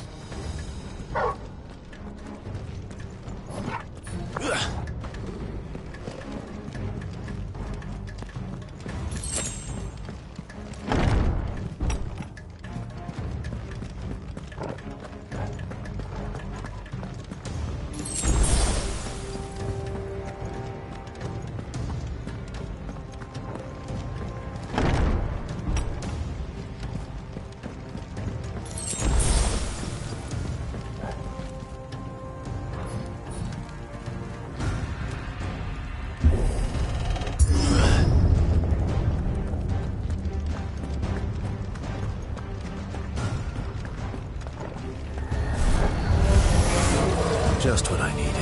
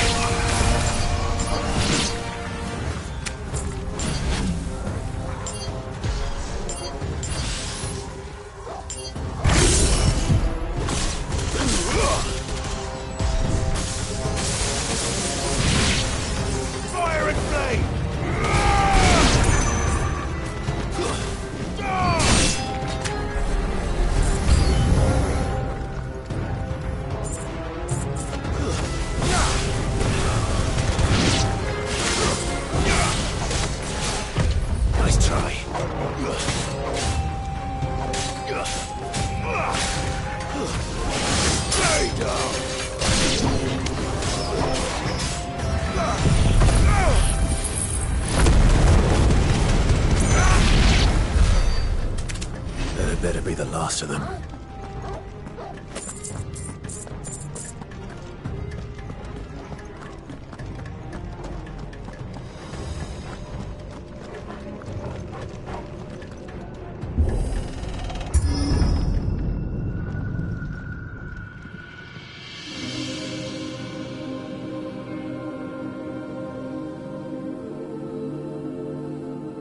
Benedicta.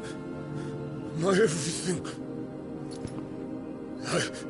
I've missed you so much. Kuka!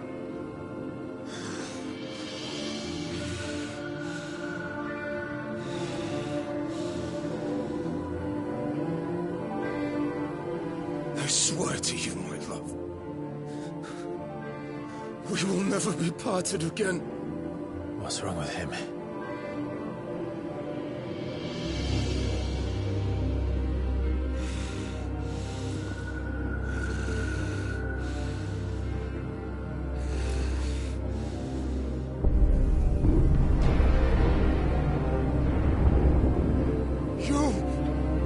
You got away from her!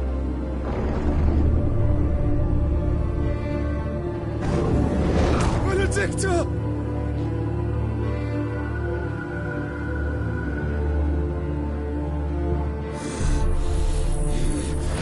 I'll kill you, Roswell!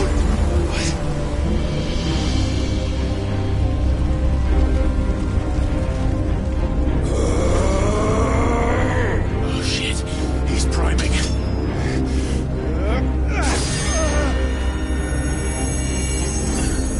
No, not now.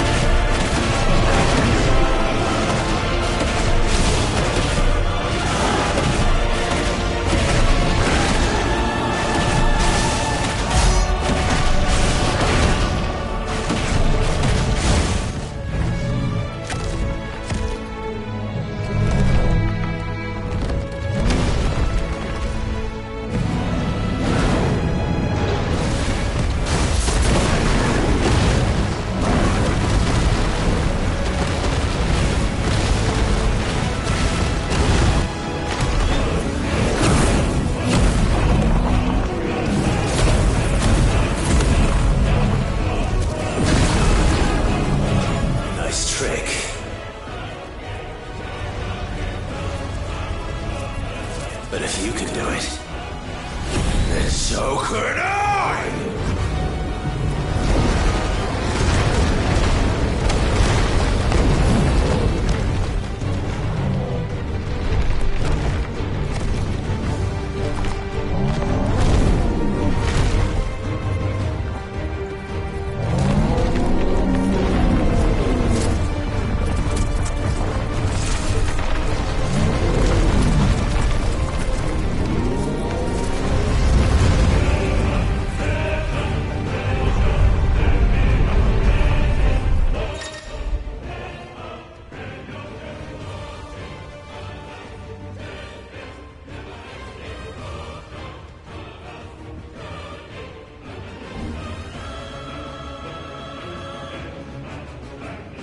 Let's give this a try. Not bad.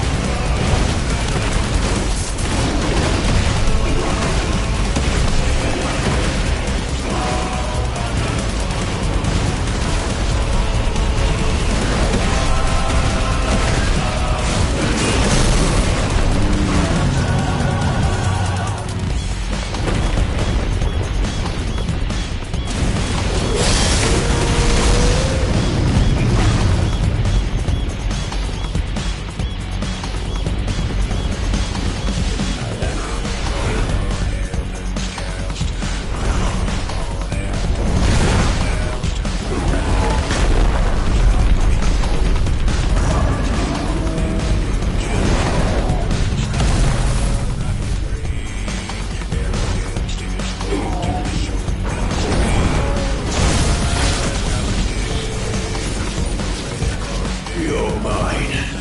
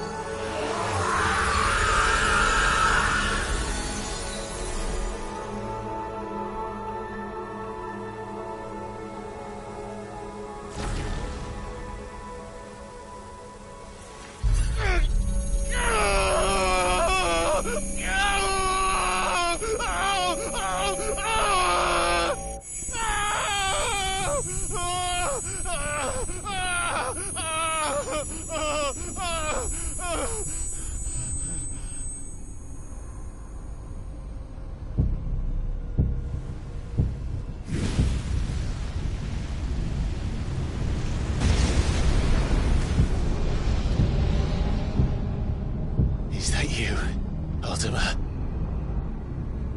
What do you want? Your soul is tainted with worthless human will, yet your thirst for power remains undiminished. With every sip you take, you grow in strength, and soon you shall achieve perfection. I don't know what you're talking about. You will accept us, Mythos. It is inevitable.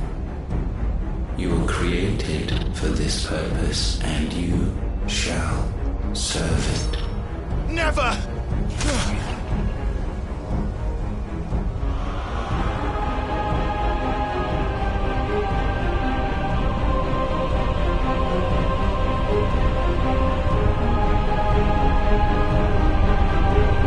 Fight it, Tide! Don't let him in! Consciousness. We see now. Human will is so insubstantial it cannot exist in isolation. You mitigate its weakness by interweaving it with your consciousness. We believed we had merely to purge you of your will to claim our vessel. It appears we first have to sever every thread of the consciousness that supports it. No matter.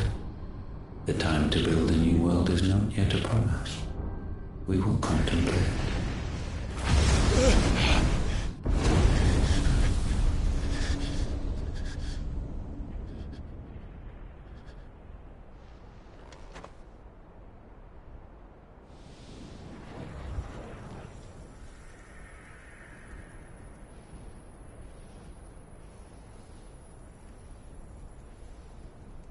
Thank you, Joshua.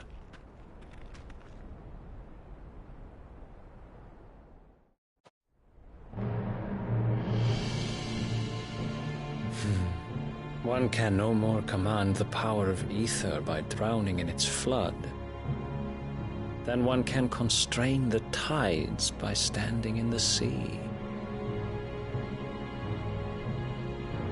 I had thought Hugo wiser than this, but it seems his head was full of rocks after all. Titan was strong. Your Majesty. But Mythos is stronger. For 5 years, that man lived only for revenge. Clinging fast to a fiction, even as it swept him into the abyss.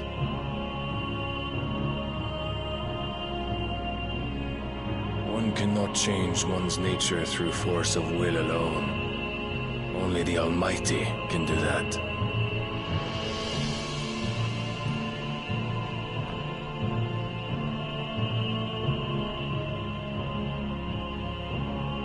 Hugo Kupka, the man who gave his life for a woman's head. A fool like all the rest.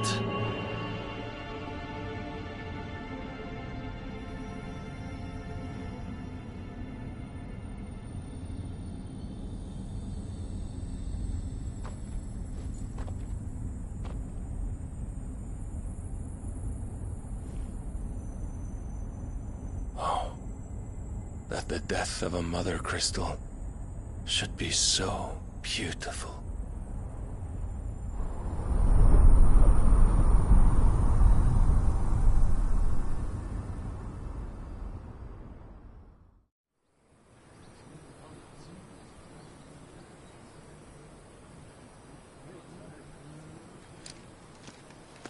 Some medicine, my lord?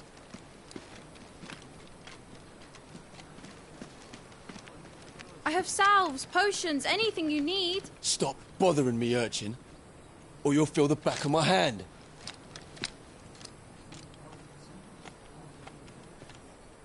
You must consider your health, my prince. If a show of force is needed to keep the Dalmex at bay, you may trust in your dragoons.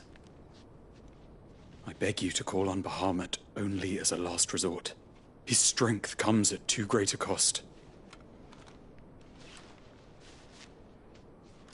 The Empire agreed to an armistice with the Republic, and yet the Emperor still plots its ruin. For now, the Dalmex suspect nothing, and as long as I can hold their gaze, war need not be inevitable. But more than that, Bahamut is the champion of the Empire. When our people look to the heavens, the sight of him gives them hope.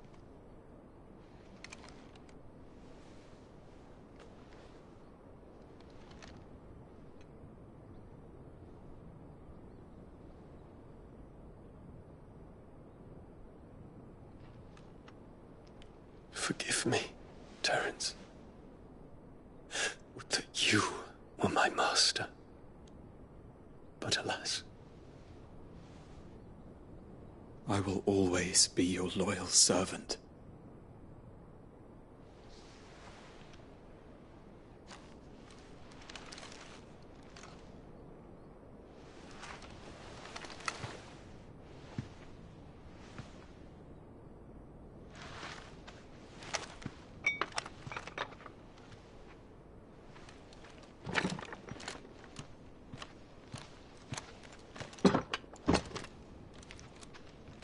Should the Council's brazen maneuvering prompt the Republic to tear up their own treaty and launch a new assault, our soldiers would advance to meet them, cutting across the Central Isles, but not in time to prevent their forces from breaching the southern defenses and storming Twinside.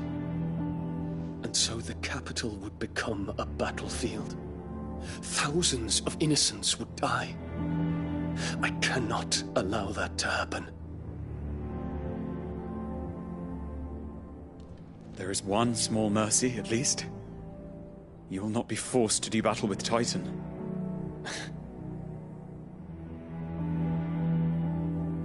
Would that I could avoid doing battle at all. 1,000 pardons, Your Highness. What is it?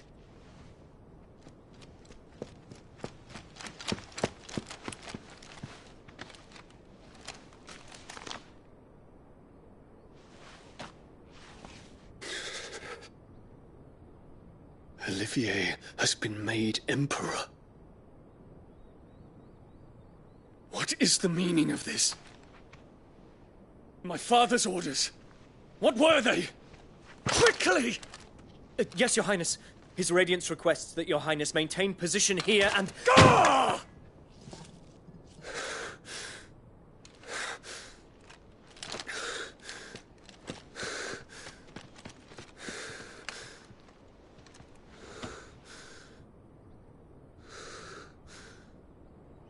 Terence.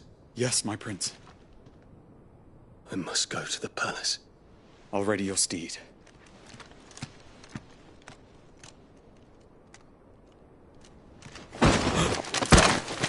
What is it now?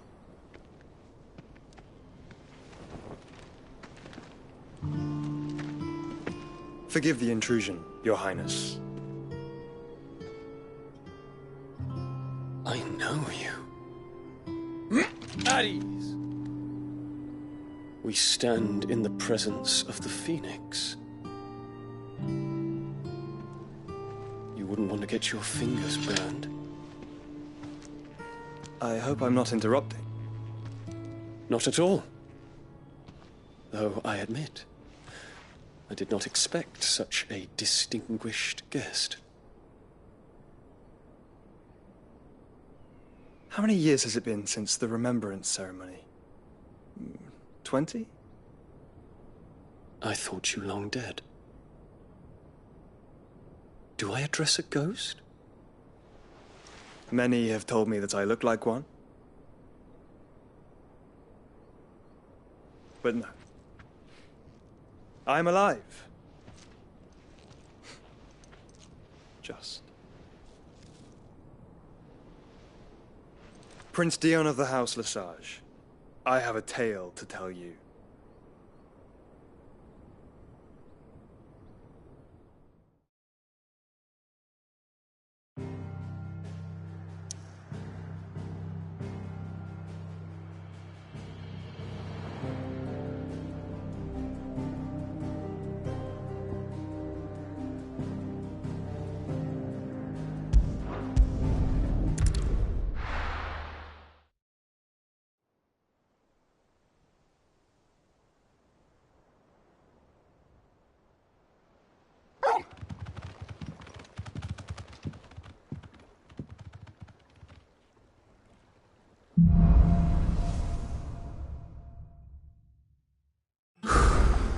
I'd better give Otto the good news.